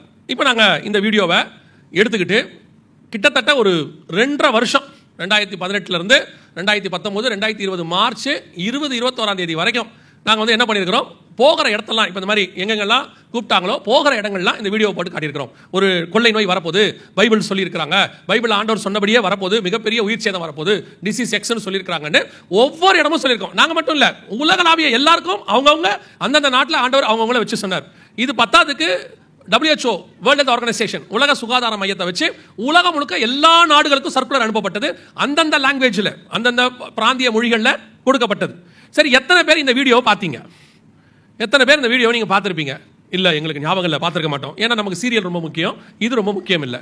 ஏன்னா சீரியல் தானே, அன்றைக்கி பார்க்காட்டி சீரியலுக்கு உயிரே போயிடும். என்ன நடந்துச்சு, அவளுக்கு கல்யாணம் ஆச்சா இல்லையா, அதுதான் நமக்கு ரொம்ப முக்கியம். இப்போ இந்த மாதிரி நியூஸ்லாம் நம்ம ஏன் கவனிக்க போகிறோம்னு வச்சுங்களேன். சரி, நீங்கள் அது கவனிச்சிருக்க மாட்டீங்க. நியூஸில் நாங்கள் எடுத்துகிட்டு சபைகளில் இதை கொண்டு வந்தோம். சபைகளில் மட்டும் இல்லை, எங்கள் சேனலில் ஏற்றணும், எல்லா இடத்துலையும் போட்டோம். நாங்கள் இதை கொண்டு வந்தது பத்தாதுக்கு எங்களை திட்டுறவங்களும் இந்த வீடியோ எடுத்து போட்டாங்க. இந்த ஆள் பாருங்க, இந்த மாதிரிலாம் ஒரு வீடியோ போட்டு ஜனங்களை ஏமாத்துறான், பயமுறுத்துறான், வரப்போதுன்னு சொல்கிறான் அப்படின்னாங்க. அது எங்களுக்கு அதுவும் ப்ளஸ் பாயிண்ட் தான். எங்களுக்கு இல்லை, இந்த சொல்ல வேண்டிய விஷயம் என்ன சொல்லிச்சு, எல்லா பக்கமும் பரவச்சு. எந்த அளவுக்கு சபை ஆயத்தப்பட்டிருந்துச்சு, அதான் கேள்வி. இவ்வளோ பெரிய விஷயம் உலக சுகாதார மையம் வேர்ல்டு வைட் எல்லா நாட்டுக்கும் சொன்னாங்க, எல்லா சேனல்லையும் வந்துச்சு. அதுக்கு முன்னாடி பைபிளில் இருக்கு, அது ஒரு பக்கம் இருக்கட்டும். ஏன்னா பல நேரத்தில் தீர்க்கதரிசி சொல்லாவிட்டா கழுதையை வச்சு கர்த்தர் பேசுவார். தீர்க்கதரிசி சொல்லும்போது, பைபிள் சொல்லும்போது நம்ம கேட்கலனா ஏதாவது கழுதைகளை வச்சு கர்த்தர் பேசுவார். அப்போ இந்த மாதிரி ஒரு விஷயம் வேர்ல்டு வைட் வந்துச்சு. எந்த அளவுக்கு சர்ச் ஆயத்தப்பட்டுச்சு, அதான் முக்கியம். சபை கொரோனாவுக்கு ஆயத்தப்பட்டதா, இதுக்கு நம்ம எதிர்கொள்றதுக்கு ஏதாவது ரெடி ஆனோமா? இப்போ நம்மளுடைய கொஸ்டின் என்ன, சபை ஆயத்தப்படுறதுனா என்னங்க, கொரோனாவில் போய் என்ன ஆயத்தப்படுறது, அது திடீர்னு வந்ததான ஒரு வைரஸ், நாம எப்படி அதுக்கு ஆயத்தப்படுறதுனா என்ன? மக்களே, கவர்மெண்டே ஆயத்தப்படலை, நாம என்ன ஆயத்தப்படுறது அப்படின்னு நீங்க கேட்டீங்கன்னா நல்லா தெரிஞ்சுக்கொள்ளுங்க. கொரோனா மருந்து, கொரோனாவுக்கான மருந்து இன்னை வரைக்கும் கிடையாது. இப்போ வரைக்குமே கொரோனாவுக்கு என்ன கிடையாது, மருந்து கிடையாது. அதுக்கு என்னதான் இருக்கு, வேக்சின், தடுப்பூசி தான் இருக்கு. அந்த தடுப்பூசியும் அபிருதமான தடுப்பூசி. உலகத்தில் நீங்கள் அப்படி ஒரு தடுப்பூசி என்ன செய்ய முடியாது, பார்க்கவே முடியாது. கோர்ட்டில் கேட்டாங்க, இந்த தடுப்பூசி கொரோனா வராமல் தடுக்குமா? இல்லை, வரும், வாய்ப்பு இல்லை, வரத்துக்கு வாய்ப்பு இருக்கு. சரி, இந்த கொரோனாவை போட்டுச்சுன்னா, இந்த தடுப்பூசியை போட்டோம்னா திருப்பி கொரோனா வராமல் இருக்குமா? இல்லை, வர வாய்ப்பு இருக்கு. சரி, இதை போட்டால் இப்போ இருக்கிற கொரோனா சுகமாகுமா? அப்படி இல்லை, இது வெறும் தடுப்பூசி. சரி, அப்போ ஏன் போடணும்? அருமையான ஒரு தடுப்பூசின்னு வச்சுங்களேன். அப்போ சொன்னாங்க அதுக்கு சைடு எஃபெக்ட் இருக்குன்னு. ஒரு வயலும் அன்னைக்கு வந்து எந்த மீடியாவோ யாரோ எதுவுமே சொல்லவே இல்லை. இப்போ அவங்களே சொல்றாங்க அதில் என்ன இருக்கு, சைடு எஃபெக்ட் இருக்குன்னு அவங்களே சொல்றாங்க. இருந்துட்டு போட்டோம். இன்னைக்கும் கொரோனாவுக்கு என்ன கிடையாது, மெடிசன் கிடையாது, வேக்சின் தான் இருக்கு. ஆனால் உங்களுக்கு நான் சொல்றேன், இந்த கொரோனாவுக்கு உலகத்திலேயே மெடிசன் ஒரே ஒரு இடத்துல தான் இருந்துச்சு. எங்க இருந்துச்சு தெரியுமா? சர்ச்சுக்குள்ள மட்டும்தான் இருந்துச்சு, சபைக்குள்ள மட்டும்தான் மெடிசன் இருந்துச்சு. என்ன மெடிசன்? நாம காலகாலமாக 2000 வருஷமா எல்லா நாட்களிலும் ஒன்றை சொல்லிக் கொண்டே இருக்கிறோம். என்ன சொல்றோம்? இயேசுவின் காயங்களால் நாம் குணமானோம், இயேசுவின் நாமத்தினாலே வியாதியஸ்தர்கள் சுகமானார்கள், அப்படித்தானே சொல்லிட்டு இருக்கிறோம். அவருடைய தழும்புகளால் நாம் சுகமானோம். அது மட்டும் இல்ல, நாம நடத்தாத ஆசீர்வாத பெருவிழாவே கிடையாது. சுகமளிக்கிற பெருவிழா, சுகமளிக்கிற திருவிழா, சுகமளிக்கிற சிறுவிழா, என்னென்ன விழா இருக்கிறோம் எல்லா விழாத்தையும் சுகமளிக்கிறத வச்சு நடத்தி முடிச்சாச்சு. அதுவும் நம்ம கிட்ட குணமாகாத வியாதியே இல்ல. இன்னைக்கு காலையில் கூட சாட்சி சொன்னாங்க, ஒரு கேன்சர் என்னாச்சு, சுகமாயிருக்கு, நடத்திருக்காரு ஆண்டவர். கேன்சர் சுகமாயிருக்கு, எய்ட்ஸ் சுகமாயிருக்கு, எத்தனையோ பிள்ளை இல்லாதவர்களுக்கு பிள்ளை கிடைச்சிருக்குது, எத்தனையோ பேருக்கு பலவிதமான வியாதிகள் சுகமாயிருக்குது. அதோட கம்பேர் பண்ணீங்கன்னா கொரோனா ஒண்ணுமே கிடையாது, ஒரு சின்ன வைரஸ். கொரோனா வந்து அதோட கம்பேர் பண்ணா சின்ன வைரஸ். அப்புறம் ஏன் கொரோனாவை கண்டு உலகம் பயந்தா மாதிரி சபை பயந்துச்சு? உலகம் பயந்து கதவை மூடிக்குச்சு, நியாயம். ஏன் சபையா பயந்துச்சு? சபை என்ன சொல்லுச்சு? வியாதியஸ்தர்களை கொண்டு வாருங்கள், சுகமளிக்கிற பெருவிழா, எத்தனை ஊழியக்காரங்க சுகமளிக்கிற வரத்தை வச்சுட்டு இருந்தாங்க. நாம எல்லாம் என்ன ஆனோம்? நான் யாரையுமே தனிப்பட்ட முறையில் சொல்ல விரும்பல, என்னையும் சேர்த்துக்கிறேன், உங்களையும் சேர்த்துக்கிறேன். ஏன் நாம எல்லாரும் ஓடி ஒளிஞ்சிட்டோம், கதவை சாத்திக்கிட்டோம்? நான் சொல்றது சர்ச்சு கதவை இல்லை, இருதய கதவை. கொரோனாவை கண்டு எவ்வளவு பயம் விசுவாசிக்கு. வாசல்ல பால் பாக்கெட் போட்டு போறான், பால் பாக்கெட் நிறைய சானிடைசர் அடிச்சு தான் எடுத்துச்சு. யாரு? விசுவாசி. யாராவது வீட்டுக்கு வரேன்னா இப்ப வேண்டாம், அது கூட பரவாயில்ல. சில சர்ச்சில் பாஸ்டர் வீட்டுக்கு வந்து ஜோம் பண்றேன்னா வேணான்றுச்சு. வேண்டாம் பாஸ்டர், நீங்க போன்லயே ஜோம் பண்ணுங்க, உங்க வார்த்தைக்கே வல்லமை உண்டு, வீட்டு பக்கம் மட்டும் வந்துடாதீங்க. ஏன் உங்களுக்கு அப்படி ஒரு பயம்? கேட்டா கொரோனா. ஆனா பாடுற பாட்டை நீங்க பார்க்கணுமே. சிங்கத்தின் மேலும் நடந்து வலு சர்ப்பத்தையும் மிதிப்பாய், பகலில் பறக்கும் அம்பிற்கும் இரவில் நடமாடும் கொள்ளை நோய்க்கு அது என்னை அணுகாது. பொய், 100% பொய். வாயில மட்டும்தான். சொந்த மகனை வீட்டில் சேர்க்க மாட்டேன்ட்டார் அப்பா. ஊருக்கு போயிட்டு வந்த கணவனை வீட்டுக்குள்ள விட மாட்டேன்ருச்சு ஒரு அம்மா. அந்த ஆளு பாவம் எப்படியோ தப்பிச்சு ஊருக்கு வந்துட்டான். இந்த அம்மா விட மாட்டேன்ருச்சு. அது கொரோனாவோ இல்லை வேற பிளானோ தெரியல, விட மாட்டேன்ருச்சு. அந்த நேரத்தில் கொரோனா அதை யூஸ் பண்ணிக்கிச்சுன்னு நினைக்கிறேன். வீட்டுக்குள்ளே விட மாட்டேன்ருச்சு. ஏன் அவ்வளோ பயம் கொரோனாவை பார்த்து? ஐயோ அங்க கொத்து கொத்தா சாவுறாங்க, இங்க கொத்து கொத்தா சாவுறாங்க. உண்மை, எல்லா காலத்திலும் இப்படி குவாரண்டைன் உள்ள ஒரு வியாதி இருந்துச்சு. இயேசு காலத்தில் அதே மாதிரி ஒரு வியாதி ஊருக்குள்ள சேர்க்க மாட்டான். என்ன வியாதி? குஷ்டரோகம். இப்ப இயேசு பயந்தாரா? எலியா பயந்தாரா? எலிசா பயந்தாரா? இல்ல. எலிசா நாகமான்ட்ட பயந்தாரா? இல்ல. இயேசு பயந்தாரா? இல்ல. குஷ்டரோகிகளை சுகமாக்கிட்டு போயிட்டே தானே இருந்தாங்க. அது ஒரு குவாரண்டைன் உள்ள வியாதி தானே, ஊருக்குள்ள சேர்க்க கூடாது தானே. அவன் அதை பரவுச்சுன்னு நினைச்சுக்கிட்டான்ல. அதே மாதிரி ஒண்ணுதான் இது. இன்னும் சொல்ல போனா அதை விட ரொம்ப சின்ன கிருமி. இப்ப கொரோனா இருக்கா இல்லையா?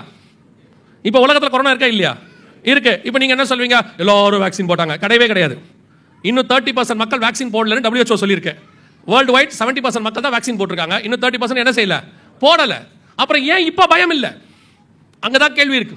சபை பயந்ததுக்கு ஒரு காரணம் இருக்கு. என்ன காரணம்? இது ஒரு செயின் ப்ராசஸ். நல்ல கவனிங். இப்ப நாம கொரோனா இல்ல, இதை விட இப்ப மோசமான வியாதிலாம் வரப்போகுது. இப்பதான் நீங்க இப்போ இதை வச்சுக்கிட்டு பின்னாடி அதை நீங்க ஜெயிக்கணும்னு வச்சுக்கோங்களேன். இந்த கொரோனாவை நாம ஜெயிக்கிறதுக்கு என்ன வேணும் அப்படின்னா, இயேசு சுகமளிக்கிறதுக்கு ஒரே ஒரு ஃபார்முலா சொல்லியிருக்காரு. அதான் குவாலிஃபிகேஷன், அல்லது அதான் அதுக்கான மிக முக்கியமான தகுதி. என்னன்னு கேட்டா, யார் சுகம் கொடுப்பாங்க? யாரால சுகமளிக்கிற வல்லமை கிரியை செய்யும்? விசுவாசிக்கிறவர்களால் நடக்கிற அடையாளங்களாவன, வியாதியஸ்தர் மேல் கரங்களை வைப்பார்கள், அவர்கள் சொஸ்தமாவார்கள். அப்ப இந்த சுகமளிக்கிற வரம் கிரியை செய்யணும்னா அவருக்கு என்ன வேணும்? நமக்கு விசுவாசம் வேணும். விசுவாசம் எதனால வரும்? கேள்வினா கொஸ்டின் கிடையாது, கேட்கறதுனால தான் விசுவாசம் வரும். கடந்த 20 வருஷமா விசுவாசத்துக்கு ஏதுவான வார்த்தைகளே திருச்சபைகள் கிடையாது. நீங்க கடந்த 10 வருஷமா 15 வருஷமா சபை, நான் எல்லாரையும் சொல்லல, ஒரு 10% சபைகள் கரெக்டா இருக்கு. 90% சபைகளுக்குள்ள விசுவாச வார்த்தை போய் ஆசீர்வாத வார்த்தை உள்ள வந்துடுச்சு. உள்ள செழிப்பின் உபதேசமோ எல்லா உபதேசமும் உள்ள வந்ததனுடைய விளைவு நீங்க கேட்கறது எல்லாமே விசுவாசத்துக்கு ஏதுவா இல்ல. பைபிள்ல கொடுக்கப்பட்டிருக்கிற பழைய ஏற்பாட்டு சம்பவங்கள் அத்தனையும் எதுக்கு தெரியுமா? உங்கள் விசுவாசத்தை வர்த்திக்க பண்ணுவதற்கு. பிரச்சனை வரும்போது அந்த பிரச்சனைக்கு தேவையான ஒரு ரெமிடியை ஏற்கனவே பைபிள்ல யாரோ ஒருத்தருக்கு கர்த்தர் கொடுத்திருப்பாரு. அதை படிக்கும் போது உங்களுக்கு என்ன வரணும்? விசுவாசம் வளரணும். அதை செஞ்ச ஆண்டவர் எனக்கும் செய்ய வல்லமை உள்ளவர். செங்கடலை பிளந்து பார்வோன் கையிலிருந்து ஆண்டவர் என்ன பண்ணிருக்காரு? விடுதலையாக்கி இருக்காரு. அந்த தேவன் இன்னும் ஜீவனோட இருக்காரு. கடல் போல பிரச்சனை வந்தாலும் அதிலிருந்து கர்த்தர் என்னை விடுதலையாக்குவார். அதுதான் விசுவாச வார்த்தை. கடந்த 2000 வருஷமா சபையில இதான் போதிக்கப்பட்டது. இப்ப கடந்த ஒரு 20 வருஷம் 30 வருஷமா சபைகளுக்குள்ள விசுவாச வார்த்தை போகல. சபை ஃபுல்லா ஆசீர்வாதத்தை பேசுது. காரணம், இன்னொரு காரணம் என்னன்னா, விசுவாசிகள் தான் அதுக்கும் காரணம். ஒரு வகையில உங்களுக்கு இந்த மாதிரி கடினமான வார்த்தைகள் பேசினா என்ன செய்யாது? பிடிக்காது. உங்களுக்கு என்ன வார்த்தை பேசணும்? உட்கார்ந்தவனே சொல்லணும், இங்கே ஒரு சகோதரி இருக்கிறார், அவர் மிகுந்த துக்கத்தோடு வந்திருக்கிறார். கர்த்தர் சொல்லுகிறார், ஒரு கண்ணீரை துடைப்பேன் என்று. எந்த சகோதரி கண்ணீர் இல்லாம இருக்கியா? யார் இல்லாம இருக்கீங்க? கர்த்தர் உங்க 2 கண்ணிலையும் 2 மோட்டர் கொடுத்திருக்கிறார். அது இமிடியேட்டா ஸ்டார்ட் ஆகும், கரண்டே இல்லாம இமிடியேட்டா நிற்கும். ஆனா உங்களுக்கு அதை கேட்கும் போது எவ்வளவு சந்தோஷமா இருக்கு. அவர் 19 அடிச்சு விடுறாரு. உங்களுக்கு அவர் என்னத்தான் சொன்னார்? கர்த்தர் துக்கத்தோடு. இப்படி கேட்டு கேட்டு கேட்டு உங்களுக்கு இந்த விசுவாச வார்த்தையை கேட்டாலே இப்ப எப்படி இருக்கு? இப்ப என்ன சொல்லுவீங்க? அடுத்த வருஷம் எம்டி ஜெகனா பார்த்து செய்யுங்க, வருஷம் அந்த ஆளையே கூட்டின்னு வரீங்க, அந்த ஆள் யுத்தம் வருன்றான், கொள்ளை நோய் வருன்றான், பஞ்சம் வருங்கிறான், ஏதாவது ஒரு நல்ல ஆளை பிடிச்சி போடுங்க ஒரு 3 நாளைக்கு. தோணுது தானே இல்லையா? அன்னைக்கு எங்களுடைய நிகழ்ச்சி நேற்று வரைன்னு ஒன்று போடுறோம், நாங்கள் வாரத்துக்கு ஒன்று போடுறோம். அது ப்ரீமியர், அதாவது ஒரு 9 மணிக்கு வரும்னு வச்சுங்களேன். 8:30 மணிக்கு கொஞ்சம் பேர் முன்னாடியே வந்துருவாங்க. அதில் ஒருத்தர் மெசேஜ் போடுறாரு. நான் சும்மா பார்த்துட்டு உட்காந்துருக்கேன். அதில் ஒருத்தர் மெசேஜ் போடுறாரு, ஆண்டவா இந்த ஆள் இன்னைக்காவது நல்லபடியாக பேசணும் ஆண்டவான்னு போடுறாரு. யோசிச்சு பாருங்க. இப்போ இப்படிலாம் சொல்றது இப்போ அவருக்கு எப்படி இருக்குது? எல்லாருக்கும் கஷ்டமா இருக்கு. என்ன கேட்க விரும்புகிறோம்? நம்ம வார்த்தைகள் இப்போ எப்படி ஆயிடுச்சு? காதுக்கினிய பிரசங்கம், நான் இப்பவும் சொல்றேன், காது கிணிய பிரசங்கத்தை கேட்கறது தப்பு இல்லை, அது மட்டும் தான் கேட்பாங்கிறது தான் தப்பு. 4 வாரம் இருக்கு, 5 வாரம் இருக்கு, ஒரு வாரத்தில் நல்ல ஆசீர்வாதத்தை கேளுங்க, வேணாம் சொல்லல. 4 வாரத்தில் ஒரு வாரம் பரிசுத்தத்தை கேளுங்க, ஒரு வாரம் நியாய தீர்ப்பு கேளுங்க, ஒரு வாரம் விசுவாசத்தை கேளுங்க, ஒரு வாரம் இந்த மாதிரி விஷயத்தை கேட்டாதானே. இப்போ நான் 5 சப்ஜெக்ட் படிக்க வேண்டாமா? எனக்கு தமிழ் தான் பிடிக்கும், நல்லா தமிழை படிச்சு சயின்ஸ்ல ஃபெயில் ஆனாலும் ஃபெயில் தானே. எனக்கு மேக்ஸ் பிடிக்கும்னு சொல்லிட்டு ஹிஸ்டரியில ஃபெயில் ஆனா ஃபெயில் தானே. 5 சப்ஜெக்ட் படிக்கணும் இல்ல? பைபிள்ல எல்லாம் தானே கொடுக்கப்பட்டிருக்கு. உங்களுக்கு இப்ப கடந்த 15 வருஷம், எனக்கு தெரிஞ்சு 20 வருஷம் இப்படியே தான் ஆசீர்வாதத்தை பேசி விசுவாசத்துல பலவீனமாக்கியாச்சு. உங்களுக்கு நீங்கள் என்ன நினைக்கிறீர்களோ கர்த்தர் அதை கொடுப்பாரு. எப்படிடா கொடுப்பாரு? யோசிச்சு பாருங்க. நீங்க நினைக்கிறதெல்லாம் கொடுத்தா என்னத்துக்கு ஆகும்? உலகத்தானுக்கு தெரியுது நினைப்பதெல்லாம் நடந்து விட்டால் தெய்வம் ஏதும் இல்லை. அவன் சொல்றான் நினைக்கிறதெல்லாம் நடக்காதுன்னு. நம்மால் சொல்றான் நீ கேளு, கேட்கறது எல்லாம் கர்த்தர் கொடுத்துருவாரு. எப்படி கொடுப்பாரு கேட்கறது எல்லாத்தையும்? நீங்க கேட்பீங்க, ஜனாதிபதி அமெரிக்கா பதவி கொடுக்க முடியுமா? அமெரிக்காவுக்கு முதல்ல சிட்டிசனே ஆக முடியாது. நீங்க நம்ம கேட்கறது எப்படி கிடைக்கும்? அவன் கேட்கறான், நான் நல்ல சிகப்பா உயரமா 2 லட்சம் ரூபாய் சம்பாதிக்கிற மாதிரி முடி நீளமா ஒரு பொண்ணு வேணும். அப்படியே இவனை பார்த்தா ஆப்போசிட்டா இருக்கான். கேட்கறதுக்கு நான் என்ன சொல்றேன், கிடைக்காதுன்னு சொல்லல. உனக்கு என்ன தேவையோ அதை பரவாயில்ல ரெடி பண்ணி வச்சிருக்கேன், அதை கொடுத்துட்டு போகுது. உங்களுக்கு கேளுன்னு சொல்லி அதை கேளு இதை கேளு, கர்த்தர் கொடுப்பார், இந்த வருஷம் கண்டிப்பா தருவார். இப்படி பேசி நீங்களும் அதுல ஒரு சில ஊழியங்களும் சுத்த மோசம். சாட்சி போடுறாங்க புக்கில், நான் 2500 ரூபாய் அனுப்பினேன், கர்த்தர் எனக்கு 5 லட்சம் ரூபாய் வீடு கொடுத்தார். மேலே போட்டிருக்காங்க. படிக்கிறவனுக்கு எப்படி இருக்கு பாருங்க. அப்போ 2500 அனுப்புனா 5 லட்சத்தில் வீடு கிடைக்கும். எவ்வளோ போட்டு எவ்வளோ எடுக்கிறாங்க பாருங்க. இப்போ இவன் கர்த்தருக்கு 2500 கொடுப்பானா? கொடுக்க மாட்டான். விசுவாசம் அவனுக்கு என்ன தெரியுமா? அவர் 2500 அனுப்பியிருக்காரு, 5 லட்சம் ரூபாய் வீடு கட்டியிருக்கு, நம்ம 5000 அனுப்புவோம், 10 லட்ச ரூபா ஆண்டவர் கொடுப்பாரு. உங்க ஆவிக்குரிய வாழ்க்கையை நாசமாக்குற மாதிரி காரியங்கள் கவனிச்சுக்கொள்ளுங்க. நீங்க கேட்க வேண்டிய வார்த்தை விசுவாச வார்த்தை. ஏன் தெரியுமா? நீங்க உண்மை உள்ளவர்களா இருந்தாலே போதும், எல்லா ஆசீர்வாதத்தையும் கர்த்தர் கொண்டு வந்து கொட்டிடுவாரு. நீங்க தனியா கேட்டு அதாவது அப்படி உங்களை டைவர்ட் பண்ணிடுச்சு சர்ச். உங்க காதுகள் இந்த விசுவாச வார்த்தையை கேட்க தான் கொள்ளை நோயிலிருந்து கர்த்தர் பாதுகாத்தார், அதுல இருந்து என்னை விடுதலை ஆக்கினார். இப்ப யோசிச்சு பாருங்க, உலகம் முழுக்க கொள்ளை நோய் வந்துச்சு, வேர்ல்டு வைட். சர்ச்சுக்கும் வந்துச்சா இல்லையா? சர்ச்னா நமக்கும் வந்துச்சா இல்லையா? வந்துச்சு. எப்படி வரலாம்? நீங்க பைபிள் எடுத்துக்கோங்க. எகிப்து முழுக்க வாதை வந்தது, யாருக்கு வரல? இஸ்ரவேல் இருந்த கோசே நாட்டில் மட்டும் வரவில்லை. எகிப்து முழுக்க தலைப்பிள்ளை சங்காரம் ஆயிற்று, எங்க வரல? அந்த இஸ்ரவேல் இருந்த ஆட்டுக்குட்டி ரத்தம் பூசப்பட்ட வீட்டுக்குள் மட்டும் வரவில்லை. இஸ்ரவேல் முழுக்க பஞ்சம் வந்தது, அப்படிதானே இருக்கு? இஸ்ரவேல் முழுக்க பஞ்சம் வந்தது. ஆனால் எலியா இருந்த சாரிபாத் விதவின் வீட்டுக்குள் மட்டும் பஞ்சம் வரவில்லை. சோதோம் முழுக்க அழிவு வந்தது, ஆனால் லோத்துவின் வீட்டுக்கு மட்டும் அழிவு வரவில்லை. உலகம் முழுக்க அழிவு வந்தது, ஆனால் நோவாவின் பேழைக்கு அழிவு வரவில்லை. அதான உண்மை. எல்லாருக்கும் வரும், தேவ பிள்ளைகளுக்கு வராது. அப்படி வராம இருந்தாதான் உலகத்துக்கும் தேவ பிள்ளைகளுக்கும் வித்தியாசம் இருக்கு. எல்லாருக்கும் வரது, எனக்கும் வந்தா எனக்கு என்னுடைய கடவுளுக்கு என்ன டிஃபரன்ஸ் இருக்கு? அவர் எப்படி என்ன பறந்து காக்கிற பட்சியை போல பாதுகாப்பார், செட்டைகளின் மறைவிலிருந்து பாதுகாப்பாருங்கிறதுக்கான அந்த வசனத்துக்கான அடையாளம் எங்க? ஏன் எனக்கு அந்த அடையாளம் வரல? எனக்கே விசுவாச வார்த்தை இல்லை, எனக்கே இல்லை நம்பிக்கை. முதல்ல நானே என்னவாயிட்டேன், கர்த்தர் காப்பாற்றுவார் தான், இருந்தாலும் கொஞ்சம் பயமா தான் இருக்கு. பயம் மிகப்பெரியதான பிசாசினுடைய டூல். கொரோனால உங்களை பிசாசு வஞ்சித்ததுல ஃபர்ஸ்ட் அவன் யூஸ் பண்ணது பயம். இந்த பயத்தை வச்சுக்கிட்டு தான் நம்மளை அதிகமாக, அதுவும் இந்த டிவியை திறந்துட்டீங்கன்னா பாருங்க, அவன் போடுற மியூசிக்கும் அவன் காட்டுற அந்த சீன்ஸும் நம்மளை சும்மா இருக்கிறவனு கூட பயமுறுத்துறோம். கொத்து கொத்தாய் ஜனங்கள் மடிகிறார்கள், மயானம் முழுவதும் பிணங்கள் குவியலாய் இருக்கிறது, எரிக்க இடம் இல்லை. நீங்க போய் ஹாஸ்பிட்டலை பாருங்கள், ஐசியூவில் பெட் இல்லை. இதை காட்ட நம்மளுக்கு என்னவா இருக்க, நல்லா இருக்கிறவன் வீக் ஆயிடுறான். நான் தான் சொன்னேன், கொரோனால ஒரே ஒரு நல்லது நடந்துச்சு. என்ன நல்லது நடந்துச்சு தெரியுமா? ஒருத்தர் எனக்கு ஃபோன் பண்ணி பிரதர் இமிடியேட்டாக எங்கேயாவது ஞானஸ்தானம் எடுக்கலாமான்னு கேட்டார். இமிடியேட்டாக ஏன் ஞானஸ்தானம் கேட்குறாரு இவர் அப்படின்ட்டு, ஏன் பிரதர் சர்ச்செல்லாம் மூடி இருக்குதே, இப்போ எடுக்க முடியாதே அப்படின்னு. என்ன பிரதர் இப்படி பொறுப்பு இல்லாமல் பேசுறீங்க, ஏதாவது ஒரு இடத்துல பாருங்க, நான் எப்படியாவது வந்துடுறேன், எனக்கு ஞானஸ்தானம் கொடுத்துற சொல்லுங்கன்னாரு. என்னடா இவருக்கு ஞானஸ்தானத்துக்கு மேலே இவ்வளோ பாசமாயிட்டாருன்னு சொல்லி, என்ன காரணம் பிரதர்னு கேட்டேன். அவர் சொன்னார், நேற்று எதிர் வீட்டில் ஒன்று போயிடுச்சு பிரதர், போன வாரம் பக்கத்து வீட்டில் ஒன்று போயிடுச்சு பிரதர், எனக்கு என்னவோ எடுத்து வச்சுக்கிட்டா நல்லதுன்னு தோணுது. இவருக்கு உயிரோடு இருப்பன்ற நம்பிக்கை இல்லை, ஞானஸ்தானம் எடுத்துக்கிட்டு போனாலும் பரலோகத்துக்கு போகணுங்கிற ஒரு எண்ணம். இது ஒன்று தான் கொரோனாவில் நல்லது நடந்துச்சு. சும்மா இருந்தவங்களுக்கு கூட என்ன வந்துருச்சு, ஆவிக்குரிய பயம் ஒன்று வந்துருச்சு. அவர் நான் சொன்னேன், இப்போதைக்கு எடுக்க முடியாது, சபையெல்லாம் திறக்கட்டும், கொஞ்சம் வெயிட் பண்ணுங்க அப்படின்னு. அப்போ அவர் சொன்னார், அது வரைக்கும் என்ன பண்ணணும் பிரதர்னாரு, சாகாமல் பார்த்துக்கோங்கன்னு சொன்னேன். அவ்வளோதானே செய்ய முடியும், வேற என்ன செய்ய முடியும்? இன்னைக்கு நிறைய பேர் கொரோனா நேரத்தில் பயம், அதாயிடுமோ இதாயிடுமோ. அதுக்கு காரணம் என்ன? இது ஒரு செயின். நீங்கள் 10 வருஷமா விசுவாச வார்த்தைகளே என்ன செய்யல, கேட்கல, அதை கேட்க விருப்பப்படல. அதனுடைய விளைவு ஒரு சின்ன, அது ஒரு கிருமி தான், அவ்வளவுதான். இப்பவும் இருக்கு. பில்கேட் சொன்னாரு, கடைசியா ஒருத்தருக்கு கொரோனா கிருமி இருக்கிற வரைக்கும் நாம அந்த வேக்சின் போட்டுக்கிட்டே இருக்கணும், ஏன்னா திருப்பி பரவுனார். இப்ப இல்ல பாருங்க, நம்முடைய பாடியோட இம்யூனிட்டி பவர் அதுக்கு என்ன ஆயிடுச்சு, அதுக்கேற்ற மாதிரி மாறி நம்ம கொரோனாவை எதிர்க்கக்கூடிய சக்தி நம்ம பாடிக்கு வந்துருச்சு. இன்னைக்கு என்ன நடக்குது? விசுவாசிக்கு பயம். முதல் பாயிண்ட், நாம் ஏன் கொரோனாவில் பாதிக்கப்பட்டோம்? நாம ஸ்பிரிச்சுவலி விசுவாசத்தில் வளரல. மனுஷகுமாரன் வரும்போது விசுவாசத்தை காண்பாரோ, சபை விசுவாசத்தில் பலகீனமாக இருக்குதுங்கிறத தெரியப்படுத்துறதுக்கு கொரோனா ஒரு வாய்ப்பா மாறிடுச்சு. இப்போவும் சொல்ற விசுவாசிகளுக்கு சும்மா அந்த ஆசீர்வாத செய்தியே கேட்டுக்கிட்டு இருக்காதீங்க. என்ன கிடைக்கும், அது கொடுப்பார், அப்படி கொடுப்பார், இப்படி பண்ணுவார், பலிக்கு பெறுவார், BMW கொடுப்பார், 2 வீடு இருந்தால் 3 வீடு கொடுப்பார், 4 வீடு கொடுப்பார். நீங்க ஒழுக்கமாக இருந்தால் எல்லாம் கொடுப்பார். அவர் நீங்க கேட்கவே வேண்டாம். அவர் சர்வ வல்லமை உள்ள தேவன். யோசித்து பாருங்க, அவர் கொடுக்க ஆரம்பிச்சாருன்னா தாங்காது, அவ்வளவு கொடுக்கிறவர் தேவன். சும்மா அவர்கிட்ட போய் அதை கொடுங்க இதை கொடுங்க கேட்டு அவர் சொல்லி கொடுக்குறவர் அப்படிதான் சொல்லி கொடுக்குறாரு. நீங்க கேட்கும் போது எப்படி கேட்கணுமா, பர்டிகுலரா அந்த காரு, அந்த காருடைய கலரு, அதுல இருக்கக்கூடிய மாடல் எல்லாம் கேட்கணுமா. ஏன்னு சொன்னா ஆண்டவருக்கு அதெல்லாம் தெரியாது பாவம். ஏன்னா அது மாடர்ன் இருக்குல்ல, மாடர்ன் ஏஜில் இருக்கிற காரை பத்தி ஆண்டவருக்கு தெரியாது. கேட்கும் போது எப்படி கேட்கணும், என்ன கலர் வேணும் ஆண்டவரே. ஒரு ஆள் என் கூட வந்துவிட்டு ரோட்ல பேசிட்டே போறோம், திடீர்னு ஒரு கார் மேல கை வச்சு ஜெபம் பண்றாரு. நான் கேட்டேன், எதுக்கு இவர் கார் மேல கை வச்சு ஜெபம் பண்ற, என்னையா பண்றேன்னு கேட்டேன்.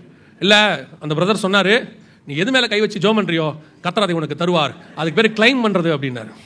நான் சொன்னேன், அந்த காரை தரமாட்டார் ஆண்டவர்னு சொன்னேன். உடனே அவருக்கு என் மேல கோவம் வந்துட்டு, நீ எப்ப பார்த்தாலும் இப்படி தான் அவிசுவாசமா பேசுற, ஏன் கர்த்தர் தரமாட்டாரு? அது இன்னொருத்தன் காரு, அவன் வாங்கி வச்சிருக்கான், அது எப்படி உங்ககிட்ட தருவாரு? நீ கேட்கும் போது என்ன கேட்கணும், அந்த மாதிரி ஒண்ணு கொடுங்கன்னு கேட்டாலும் நியாயம். நீ பாட்டு கையை வச்சுட்டு ஆண்டவர் இந்த காரை எனக்கு தந்ததுக்காக சோத்திரம் அப்படின்னா எப்படி தரும்? அதான் அவன் வாங்கி வச்சுட்டானே. நல்ல வேலை அந்த காரை விட்டுட்டு ஷாப்பிங் போயிருக்கான், உள்ள மனைவி பிள்ளையை விட்டுட்டு போயிருந்தானே இவர் ஜெபம் பண்ணியிருக்காரு, என்னென்னலாம் கிடைக்கும் திருப்பி அவருக்கு. கேட்கும் போது எதை கேட்கிறோம், எப்படி கேட்கிறோம், எதையுமே இல்லை. சொல்லி கொடுத்துட்டாங்கன்னா போதும், அதை கேளுங்க இதை கேளுங்க. இப்பவும் சொல்றேன், நீங்க கேட்காம கொள்ளாம தான் ஆண்டவர் தாய் தகப்பனை நமக்கு கொடுத்தாரு. எந்த தாய் தகவன்கிட்ட வளரணும்னு ஆண்டவருக்கு தெரிஞ்சிச்சு.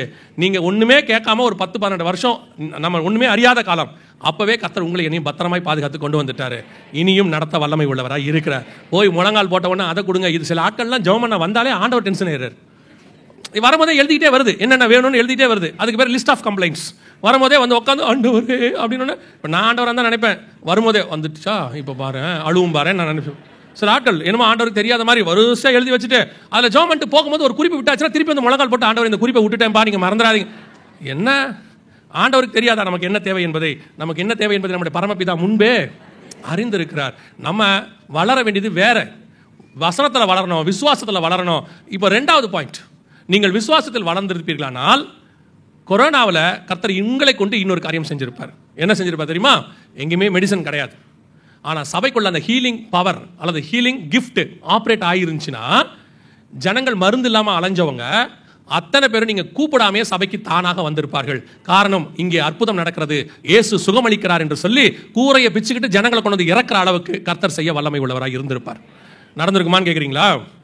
ஒரு கொரோனா நேரத்தில் ஆந்திராவில் ஒரு மனுஷன் என்ன பண்ணாரு, கண்ணில் மருந்து ஊத்துறேன்னு சொன்னார். உங்களுக்கு ஞாபகம் இருக்குமான்னு தெரியல. கண்ணில் மருந்து ஊத்துனா கொரோனா சரியாயிடும் ஆந்திராவில் சொன்னார். அதில் வந்து லாஜிக்கே இல்லைன்னு டாக்டர்ஸ்லாம் சொன்னாங்க. ஏன்னா அது லங்ஸ் பிரச்சனை, கண்ணில் ஊற்றினா எப்படி சுகமாகும், லாஜிக்கே இல்லைனாங்க. ஆனால் உண்மை தெரியுமா உங்களுக்கு, அந்த கண்ணில் மருந்து ஊற்றினவங்க குறைஞ்சபட்சம் 5 லட்சம் பேர். அவர் கோடீஸ்வரன் ஆயிட்டாரு. யோசித்து பாருங்க, ஒரு மருந்து இல்லை, ஏதோ ஒன்று உங்களுக்கு தெரியும் தானே. வாட்ஸ்அப்பில் எது வந்தாலும் ட்ரை பண்ணமா இல்லையா? இஞ்சியை போட்டு சார குடினா குடித்தோம், ஆவியை புடினா பிடிச்சோம், என்ன சொன்னாலும் பூண்டை அரைச்சி முகத்த மேலே பூசிக்கிட்டோம். என்ன சொன்னாலும் கொரோனா நேரத்தில் எது சொன்னாலும் நம்ம என்ன செஞ்சுட்டே இருந்தோம். ஏன்னா நம்ம வாட்ஸ்அப்பில் பார்த்தீங்கன்னா 70% டாக்டர்ஸ் தான் நம்மளாம் அப்பெல்லாம். அவ்வளவுதான், எது வேணாலும் ரெமிடின்னு சொல்லிட்டா கொரோனாவுக்கு இதுன்ட்டு அப்படியே ஒரு கும்பல் செய்ய ஆரம்பிச்சோம். காரணம் மருந்து இல்லை. ஆனா உண்மையிலேயே சபைக்குள்ள அந்த வரம் கிரியை செஞ்சிருந்தா, திரளாய் ஜனங்கள் சுகமாகி இருந்தால் நீங்களும் நானும் சுவிசேஷம் சொல்ல வேண்டிய அவசியமே இல்லை. எங்க இருக்கிற ஜனங்களும் சபையை தேடி ஓடி வந்திருப்பார்கள். ஆனா நாம ஆயத்தமா இல்லாததுனால ஒரு பெரிய அறுவடையை மிஸ் பண்ணிட்டோம். பெரிய அறுவடை நடந்திருக்கணும். இது எதை காட்டுது? சபை கொரோனாவில ஒரு மிகப்பெரிய அறுவடையை விட்டது என்பது காட்டுது. சரி, இது நடந்து முடிஞ்சிருச்சு. கர்த்தர் சொன்ன 2வது முத்திரை கடந்து போச்சு.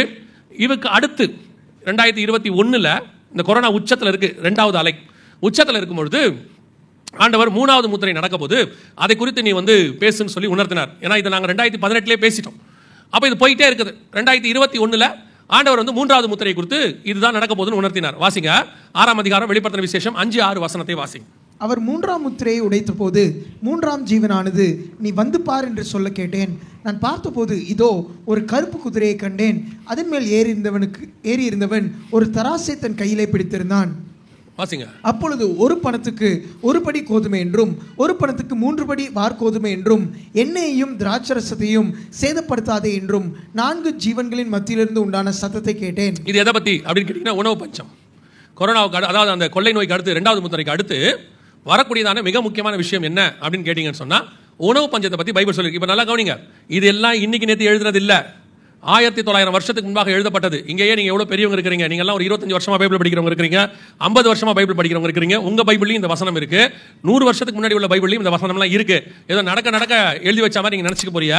பர்ஃபெக்டா இதுக்கு அடுத்து 2வது முத்திரைக்கு அடுத்து 3வது முத்திரை எதை பத்தி பேசுதுன்னா தராசை பிடித்திருந்தார், ஒரு பணத்துக்கு ஒரு படி கோதுமை என்றும் ஒரு பணத்துக்கு 3 படி வார்கோதுமை என்றும் எண்ணெயையும் திராட்சரசத்தையும் சேதப்படுத்தாதே என்று 4 ஜீவன்கள் மத்தியிலிருந்து உண்டான சத்தத்தை கேட்டேன் அப்படின்னு இருக்கு. அப்ப இது எதை பத்தி சொல்லப்பட்டிருக்கு அப்படின்னு கேட்டீங்கன்னா உணவு பஞ்சத்தை பத்தி, தராசு எக்கானமி இதை குறித்து, இது என்ன பாதிப்பு வரும் எதை பத்தி அப்படிங்கறதால 2021 இந்த பஞ்சங்கள் உலகம் முழுக்க வரப்போது. பர்டிகுலரா உணவு பஞ்சம், ஏன்னா தராசு கோதுமை பஞ்சம் ஆண்டவர் அங்க சொல்லி இருக்கிறார். சோ உணவு பஞ்சம் வரப்போது அப்படின்னு சொல்லி 2021 இருந்து வீடியோ போட்டுட்டு இருக்கிறோம். மிக துல்லியமாக 2022 அதுக்கான ஒரு தீர்க்க தரிசன நிறைவேறுதல் நடந்துச்சு. ஃபர்ஸ்ட் 2021 மடகஸ்கர், ஹைத்தி இந்த நாடுகள்லாம் பஞ்சத்துல விழுந்துருச்சு. யூஎன் அனௌன்ஸ் பண்ணாங்க, அபிஷியலாக உலகத்தில் பஞ்சம் அதிகரிக்க தொடங்கிருச்சு, ஹைத்தி போன்ற நாடுகள் பாதிக்கப்பட தொடங்கிருச்சுன்னு சொன்னாங்க. அப்ப அதை போடும்போது அவங்க யாருக்கும் ஹைத்தி தெரியாது, மடகஸ்கர் தெரியாது நமக்கெல்லாம். சோ அது எங்கேயோ என்னமோ நடக்குது போல அப்படின்னு எடுத்துக்கிட்டோம். ஆனா 2022 மே மாசத்துல நமக்கு பக்கத்து நாடு ஸ்ரீலங்கா திவாலாச்சு. பர்டிகுலரா உணவு பஞ்சம் நாடே திவால் ஆயிடுச்சு. அந்த காரியம் நடைபெற ஆரம்பிச்சதிலிருந்து நமக்கு தெரிஞ்ச பக்கத்து ஒவ்வொரு நாடுகளாக உணவு பஞ்சத்தில் விழ ஆரம்பிச்சிச்சு. ஆப்கானிஸ்தான், பாகிஸ்தான், சார்க் நாடுகள் அப்படியே கொஞ்சம் கொஞ்சமா வளர்ந்து இப்ப எங்க வரைக்கும் கேட்டீங்கன்னா ஐரோப்பா முழுக்க இன்னைக்கும் இருக்கு பஞ்சம். இந்த பஞ்சம் உச்ச லெவல்ல போயிட்டு இருக்கு. ஒரு ஐநாவுடைய அறிக்கை சொல்லுது, 3 வேளை ஆகாரமும் நல்ல வீடும், அதாவது தங்குவதுக்கு வாடகை வீடோ சொந்த வீடோ, நல்ல வீடு தங்கறதுக்கு ஒரு போக்குவரத்துக்கு வாகனம் உள்ளவங்க 10% மக்கள் தான் உலகத்துல இருக்காங்களாம். 90% மக்கள் 3 வேளை ஆகாரத்தில் 2 சாப்பிட்றவங்க இருக்காங்க, தங்கறதுக்கு வீடு இல்லாம இருக்காங்க, வாகனம் இல்லாம இருக்காங்க, நடந்து போறவங்க இருக்காங்க. இப்போ கர்த்தர் மிக மோசமான சூழ்நிலைகளிலே நமக்கு நடக்க போகிறதை முன்னறிவிச்சிருந்தார். இப்போ இங்க துல்லியமாக உணவு பஞ்சம் ஒவ்வொன்றாக ஆரம்பிச்சிச்சு 2021 இருந்து அப்படியே அடுத்து.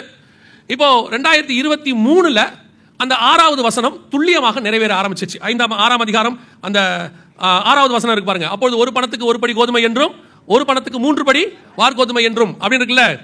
துல்லியமாக 2021 லாஸ்ட்ல மிகப்பெரியதான ஒரு சம்பவம் உலகத்தில் நடந்துச்சு. உங்க எல்லாருக்கும் தெரியும், இப்போ வரைக்கும் இருக்கு. ரஷ்யா உக்ரைன் பிரச்சனை ஸ்டார்ட் ஆச்சு. சரி, ரஷ்யா உக்ரைன் பிரச்சனைக்கு இதுக்கு என்னங்க சம்பந்தம் அப்படின்னு கேட்டீங்கன்னா, உலகத்திலேயே நம்பர் 1 and 2 கோதுமை தயாரிக்கிற நாடு ரஷ்யாவும் உக்ரைனும். உக்ரைனுக்கு ஒரு பேர் உண்டு, பிரெட் பாஸ்கெட் ஆஃப் யூரோப் அப்படின்னு சொல்லுவாங்க. ஐரோப்பாவினுடைய காலை உணவுக்கான பிரெட்டோடைய கூடை அப்படின்னு சொல்லுவாங்க. அவங்க தான் மிக முக்கியமான கோதுமை தயாரிக்கிற நாடு உலகத்திலேயே. 2வது ரஷ்யா. இந்த நாடுகள் ரெண்டும் சண்டை போட ஆரம்பிச்ச உடனே கோதுமை பஞ்சம் உலகளாவிய பஞ்சமாக மாறுச்சு. ஐரோப்பாவுக்கு கோதுமை தட்டுப்பாடு வர தொடங்குச்சு. இதுல மிக முக்கியமா 3வது கோதுமை தயாரிக்கிற நாடுகள்ல 3வது எதுன்னு கேட்டீங்கன்னா இந்தியா சொல்லிருச்சு, கோதுமை எங்களுக்கே பத்தாது, நான் ஏன்னா நார்த் இந்தியா முழுக்க கோதுமை பத்தாது, ஆகவே கோதுமை ஏற்றுமதியை பண்ண முடியாது. இன்னைய வரைக்கும், இந்த நிமிஷம் வரைக்கும் கோதுமை ஏற்றுமதிக்கு தடை இருக்கிறது. இந்தியாவில் கோதுமை ஏற்றுமதி தடை இருக்கு, கோதுமை ஏற்றுமதியே கிடையாது. உலகளாவிய கோதுமை பஞ்சம் துல்லியமா நிறைவேறுச்சு. அந்த 6வது வசனத்துல ஒரு வார்த்தை இருக்கு பாருங்க, ஒரு பணத்திற்கு ஒரு படி கோதுமை அப்படின்னா என்ன அர்த்தம்னு கேட்டீங்கன்னா, அந்த பைபிள் எழுதின காலத்துல ஒரு பணத்துக்கு குறைஞ்சது 50 பேர் சாப்பிடலாம். உதாரணமா நான் உங்களுக்கு சொல்றேன், நமக்கு வேதத்துல ப்ரூஃப் இருக்கு. இப்போ 5000 பேர் இயேசுடைய மீட்டிங்க்கு வந்திருந்தாங்க, நம்ம எல்லாருக்கும் தெரியும். ஆண்கள் மட்டும் 5000 பேர்னு பைபிள் சொல்லுது, பெண்கள் பிள்ளைகள் எல்லாம் சேர்த்து ஒரு 10,000 5,000 பேர் வந்திருந்தாங்க. அந்த கூட்டத்தில் அத்தனை பேருக்கும் சாப்பாடு போட சொல்லி ஆண்டவர் சொல்றாரு. இருக்கு இல்லையா, அவங்களுக்கு யாருக்கும் ஆகாரம் இல்லைன்னு இயேசு சொல்றாரு, நீங்களே ஆகாரத்தை கொடுங்கள்னு சீஷர்கிட்ட சொன்னார். அப்போ சீஷர்கள் எவ்வளவு ஆகும்னு சொன்னாங்க, பணம் 200 பணம் ஆகும் என்று சொன்னார்கள். அப்போ ஒரு 10,000 5,000 பேருக்கு சாப்பாடு போறதுக்கு எவ்வளவு பணம் தேவை? 200. 10,000 பேருக்கு 200 பணம் அப்படின்னா ஒரு பணத்துக்கு குறைஞ்சது 50 பேருக்கான சாப்பாடுன்னு அர்த்தம். இப்போ யோசிச்சுக்கோங்க, 50 பேருடைய சாப்பாட்டு அளவு இன்னைக்கு இருக்கிறது எவ்வளவு இருக்கும் அப்படின்னு கேட்டு பாருங்க, கணக்கு போட்டுங்க. ஒரு ஆள் எவ்வளவு சாப்பிடுவாரு? 30 ரூபாய்க்கு சாப்பிடுவாரா? ஒரு வேலைக்கு 50 ரூபாய்க்கு சாப்பிடுவாருனாலும் ஒரு 50 பேருடைய சாப்பாடு அளவு ஒரு படி கோதுமை விற்கும். ஒரு பணத்திற்கு ஒரு படி கோதுமை அந்த அளவுக்கு விற்கும்னு பைபிள் சொல்லுது. 2023 மிகப்பெரிய உணவு பஞ்சம் உலகளாவே பாதிச்ச போது பாகிஸ்தான்ல 1 கிலோ கோதுமையினுடைய விலை என்னன்னு சொல்றாங்க பாருங்க, கவனிங்க. கோதுமை மாவு வாங்க முயன்ற போது பாகிஸ்தானில் கடுமையான உணவு பஞ்சம் நிலவி வரும் நிலையில் கோதுமை மாவு வாங்க முயன்ற போது கூட்ட நெரிசலில் சிக்கி 4 பேர் உயிரிழந்த சம்பவம் அதிர்ச்சியை ஏற்படுத்தியுள்ளது. பாகிஸ்தானின் பொருளாதார நெருக்கடியால் அத்தியாவசிய பொருட்களின் விலைகள் விண்ணை தொட்டுள்ளன. குறிப்பாக பாகிஸ்தான் மக்கள் உணவின் முக்கிய அங்கமான கோதுமைக்கு கடுமையான தட்டுப்பாடு ஏற்பட்டுள்ளது. 1 கிலோ கோதுமை மாவு 1500 ரூபாய் வரை விற்கப்படுகிறது. பல்வேறு எவ்வளவு? இது டிவியில் வந்த செய்தி, இது எதுவுமே நம்மளது இல்லை. டிவியில் வந்துச்சு 1 கிலோ கோதுமை 1500 ரூபா, ஸ்ரீலங்காவில் 3000 ரூபாய், பர்மாவில் 10,000 ரூபாய் கோதுமையினுடைய விலை. ஐரோப்பா முழுக்க கோதுமை கிடையாது. நீங்கள் கொஞ்சம் சந்தோஷப்பட்டுறாதீங்க, இப்போ நம்ம நாடு பரவாயில்ல போல அப்படின்னு. இது கவர்மெண்ட் கொடுத்துருக்கிறதான ரிப்போர்ட். இது வரைக்கும் இல்லாத அளவுக்கு 7 ஆண்டுகளில் கோதுமை கிடங்குகளில் குறைந்து விட்டது. இது நம்ம கவர்மெண்ட் கொடுத்த ரிப்போர்ட். சரி, இப்போ நீங்கள் சவுத் இந்தியாக்காரங்க நம்மளாம் நினச்சிப்போம் கொஞ்சம் சந்தோஷம். ஏன், என்ன சந்தோஷம் நமக்கு? நாங்களாம் என்ன செய்யலை, கோதுமை சாப்பிடல, நாங்களாம் என்ன சாப்பிட்டுட்டு இருக்கோம்? அதை எப்படி உங்களை விட்டுருவோம்? அதை பாருங்க, நீங்கள் மட்டும் நிம்மதியாக வீட்டுக்கு போயிடலாமா? இதுவும் கவர்மெண்ட் கொடுத்தா, சென்ட்ரல் கவர்மெண்ட் கொடுத்த ரிப்போர்ட். நாடு முழுவதும் கடுமையான வறட்சி, அரிசி ஏற்றுமதிக்கு தடை. உங்களுக்கு தெரிஞ்சிருக்கும்னு நினைக்கிறேன், நிறைய கணவர்களுக்கு வந்து இந்த பெட்ரோல் விலை ஏறது மட்டும்தான் தெரியும், அரிசி விலை ஏறது என்ன செய்யாது தெரியாது. அவர் சம்பளத்தை கொண்டு வந்து கொடுத்துட்டு கேட்பாரு, எதுக்கு இவ்வளோ பெரிய மளிகை சாமான் வாங்குறீங்க அப்படின்னு கேட்பாரு. இப்போ எவ்வளோ ஒரு மூட்டை அரிசி? 25 கிலோ 26 கிலோ உள்ள அரிசி எவ்வளோ இப்போ? 1500. எனக்கு கூட 2 மூட்டை வாங்கி கொடுங்க. எல்லாம் 1700 தாண்டி போயிட்டு இருக்கு தானே இப்போ, இல்லை எல்லாம் இப்போ. ஆனால் போன வருஷம் எவ்வளோ வித்துச்சு? 800-900 வித்துட்டு இருந்துச்சு. டபுள் மடங்கு ஆயிடுச்சு. நமக்கு அது தெரியல. பஞ்சத்தினோட உச்சத்துக்கு போயிட்டு இருக்கிறோம். விலைவாசி எங்கேயோ ஏறி போயிட்டே இருக்குது. ஒரு பணத்துக்கு ஒரு படி கோதுமை. இப்போ அரிசியின் விலை எங்க போயிருச்சு? டபுள் மடங்கு ஆயிடுச்சு. இன்னும் ஆகும். நல்லா கவனிச்சுக்கொள்ளுங்க, இன்னும் ஆகும். ஏன் இன்னும் ஆகும்னா, பிராக்டிக்கலாவே நான் உங்களுக்கு சொல்றேன். பைபிள் சொல்லுது பஞ்சம் உச்சத்துக்கு போகணும். அது பைபிள் சொன்னபடி நடக்குது. கோதுமை நடக்குது, எல்லாம் நடக்குது. பிராக்டிக்கலா சொல்றேன். இப்போ இஸ்ரேல் ஹவுதீஸ் பிரச்சனை ஸ்டார்ட் ஆயிடுச்சு. செங்கடல் முழுக்க ஹவுதீஸ் கண்ட்ரோல்ல இருக்கு. ஒரு கப்பலையும் போக விட மாட்டேங்கிறான். எல்லாமே வியாபார கப்பல் எல்லாம் பாதிக்கப்படுது. ஆட்டோமேட்டிக்கா விலைவாசி என்ன செய்யும்? ஏறத்தான் செய்யும். இது எல்லாம் மிக துல்லியமான தீர்க்க தரிசனம் நிறைவேறுதல். இந்த இஸ்ரேல் பிரச்சனையை பத்தி நேத்து பேசணும், பைபிள்ல உள்ளத. இப்போ பஞ்சங்கள் அதிகரிச்சுக்கிட்டே போகும், இன்னும் அதிகரிக்கும். வருகிற 2025 நல்லா தெரிஞ்சுக்கொள்ளுங்க. கண்டிப்பா இந்த 2025 எப்படி இருக்கும் அப்படின்னு நீங்க எல்லாருமே கொஞ்சம் தீர்க்க தரிசிகள்கிட்ட போய் தேடிட்டு தான் இருப்பீங்க. எப்படியும் போய் ஜனவரி மாசம் உட்காரதான் போறீங்க. என்ன சொன்னாலும் ஒரு கூட்டம் இருக்கு, அது ஒன்றும் செய்ய முடியாதுன்னு விட்டுருங்க. நான் உங்களுக்கு தீர்க்க தரிசனம்லாம் சொல்லல, இருக்கிற பிராக்டிக்கல் நிலைமையை சொல்றேன். 2025 பஞ்சத்தின் வருஷம் தான். இன்னும் அதிகமாக பஞ்சம் வரும்.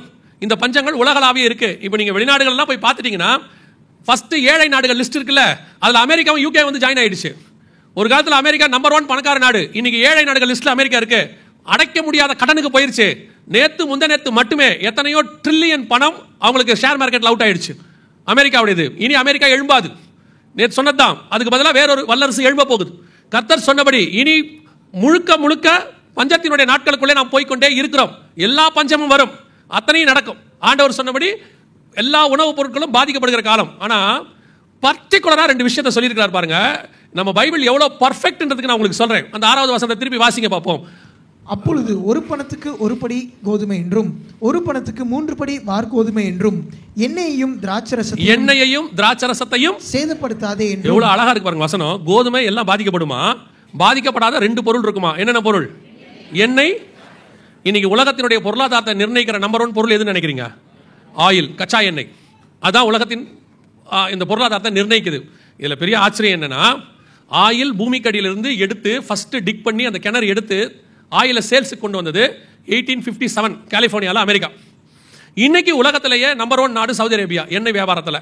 அவங்க எடுத்தது 1943 46 முதல்ல அவங்க வியாபாரத்தை தொடங்குறாங்க. இந்த எண்ணெய் வளம் அப்படிங்கிறது இப்போ ஒரு 125 வருஷமாக தான் இருக்கு. கண்டுபிடிச்சதே 150 வருஷமா தான். ஆனா 1900 வருஷத்துக்கு முன்னாடி பைபிள் சொல்லுது, கோதுமை தட்டுப்பாடு இருக்கிற காலத்தில் எண்ணெய் தட்டுப்பாடு இருக்காதுன்னு பைபிள் சொல்லுது. எண்ணெய் சேதப்படாதுன்னு சொல்லுது. எத்தனை துல்லியமான தீர்க்க தரிசனம்! அன்னைக்கு எண்ணெய் பூமிக்கடியிலிருந்து கண்டுபிடிக்கப்படவே இல்லை. எண்ணெய் ஒரு வியாபாரமாகவே இல்லை. இன்னைக்கு தான் எண்ணெய் வியாபாரம். 150 வருஷத்துக்கு முன்னாடி இருந்து எண்ணெய் வியாபாரமே கிடையாது. ஏன்னா கண்டே பிடிக்கல.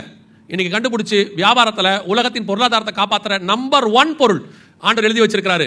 1 பணத்துக்கு 1 படி கோதுமை என்றும் 1 பணத்துக்கு 3 படி வார்கோதுமை என்றும் எண்ணெயையும் திராட்சரசத்துக்கு இங்கிலீஷ்ல ஒயின் இருக்கும். அது உங்களுக்கு எக்ஸ்பிளைன் பண்ண வேண்டிய அவசியமே கிடையாது. பல நாட்டினுடைய பொருளாதாரத்தை ஒயின் தான் காப்பாத்திட்டு இருக்கு. ஆமாவா இல்லையா? பல நாட்டோட பொருளாதாரத்தை ஒயின் தானே காப்பாத்திட்டு இருக்குது. நீங்க வேற இது தெரியாம குடிகாரர்கள் ரட்சிக்கப்படணும் ஜோம் பண்றியா? இப்போ என்ன ஜோம் பண்ணலாமா வேணாமான்றீங்களா? நான் எப்படி எடுத்துக்கிறேன் தெரியுமா? வசனத்தின்படி எடுத்துக்கிட்டேன். எப்படி எடுத்துக்கிட்டேன்னா, இஸ்ரவேலர்கள் கீழ்ப்படியாமல் போனதே நமக்கு எவ்வளவு ஆசீர்வாதமா இருக்குது.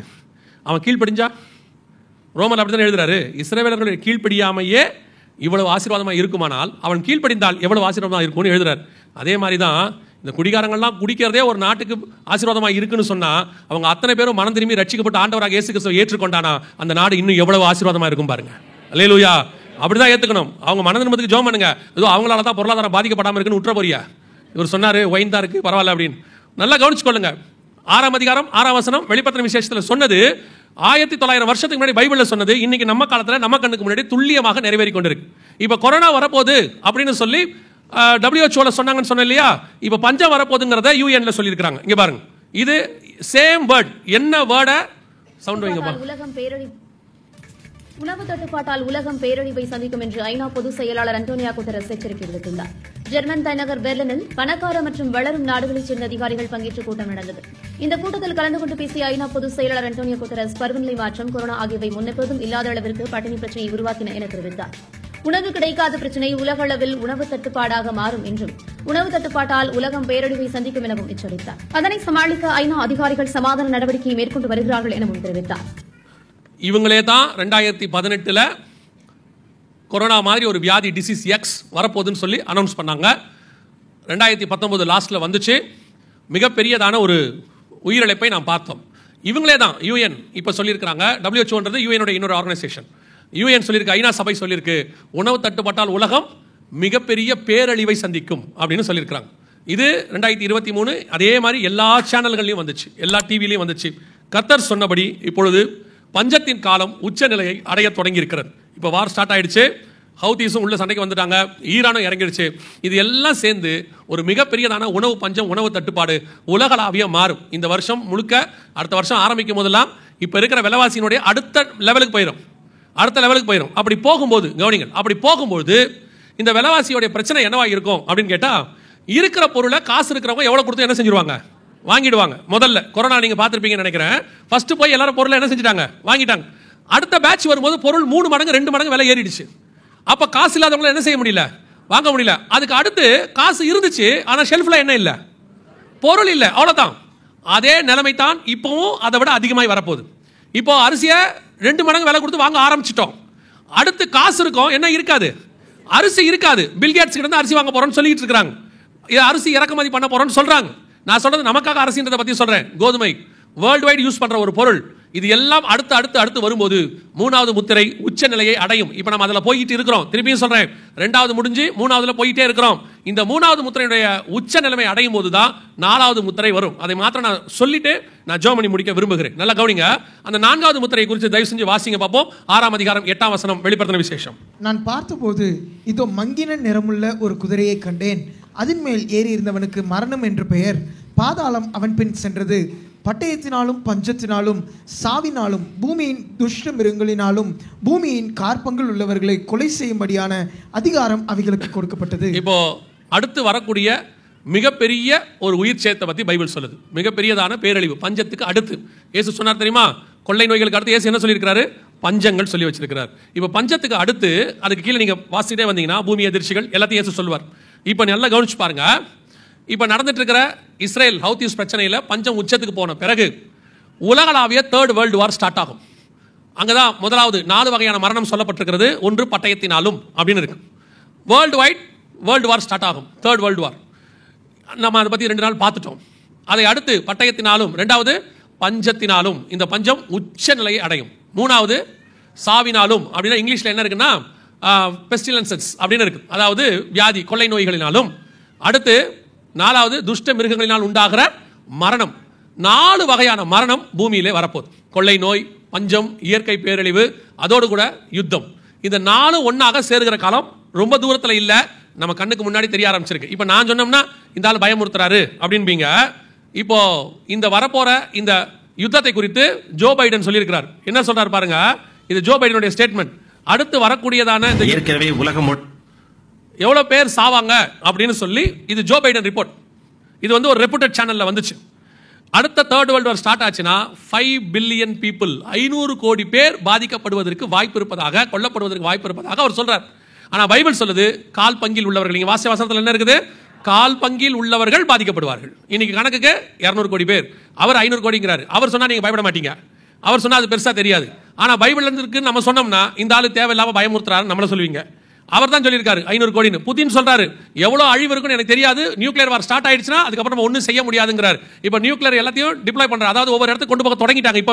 இப்பவே இஸ்ரேலுடைய ஆர்மி எல்லாத்தையும் கொண்டு போக தொடங்கிருச்சு. ஈரான் ஸ்டார்ட் பண்ணிடுச்சு. இது வேற அடுத்த லெவலுக்கு போயிருச்சு வார். சோ இதோட கூட பஞ்சம், கொள்ளை நோய் எல்லாம் சேரும்போது அடுத்த சில வருஷங்கள் இதைத்தான் நாம் சந்திக்க போகிறோம். இது எல்லாமே பூமி முழுக்க ஆரம்பிச்சிருச்சு. அதுதான் உங்களுக்கு சொல்றேன். கொரோனா வந்த போது அது ஒன்று கொள்ளை நோய், இப்போ பஞ்சம் போயிட்டு இருக்கு, அடுத்து 4 ஒன்னா சேரப்போகுது. இது எல்லாம் அடுத்த சில வருஷங்களில் நம் தலைமுறையில் பார்க்க வேண்டியது. முதலாம் நம்முடைய தாத்தா காலத்தில் முதலாம் உலக யுத்தம் பார்த்தாங்க, அப்பாக்கள் காலத்தில் 2ஆம் உலக யுத்தம் பார்த்தாங்க. ஒரு 70 வருஷம் பூமி அமைதியா இருந்துச்சு, 76 வருஷம் இப்போ அடுத்து ஸ்டார்ட் ஆயிடுச்சு. இப்போ நம்ம காலத்தில் இதை நம்ம பார்க்க தொடங்கி இருக்கிறோம். சரி, இவ்வளவு நடக்குது, நாம என்ன செய்யணும் அப்படின்னு சொன்னா ஒரு வசனம் வாசிங்க.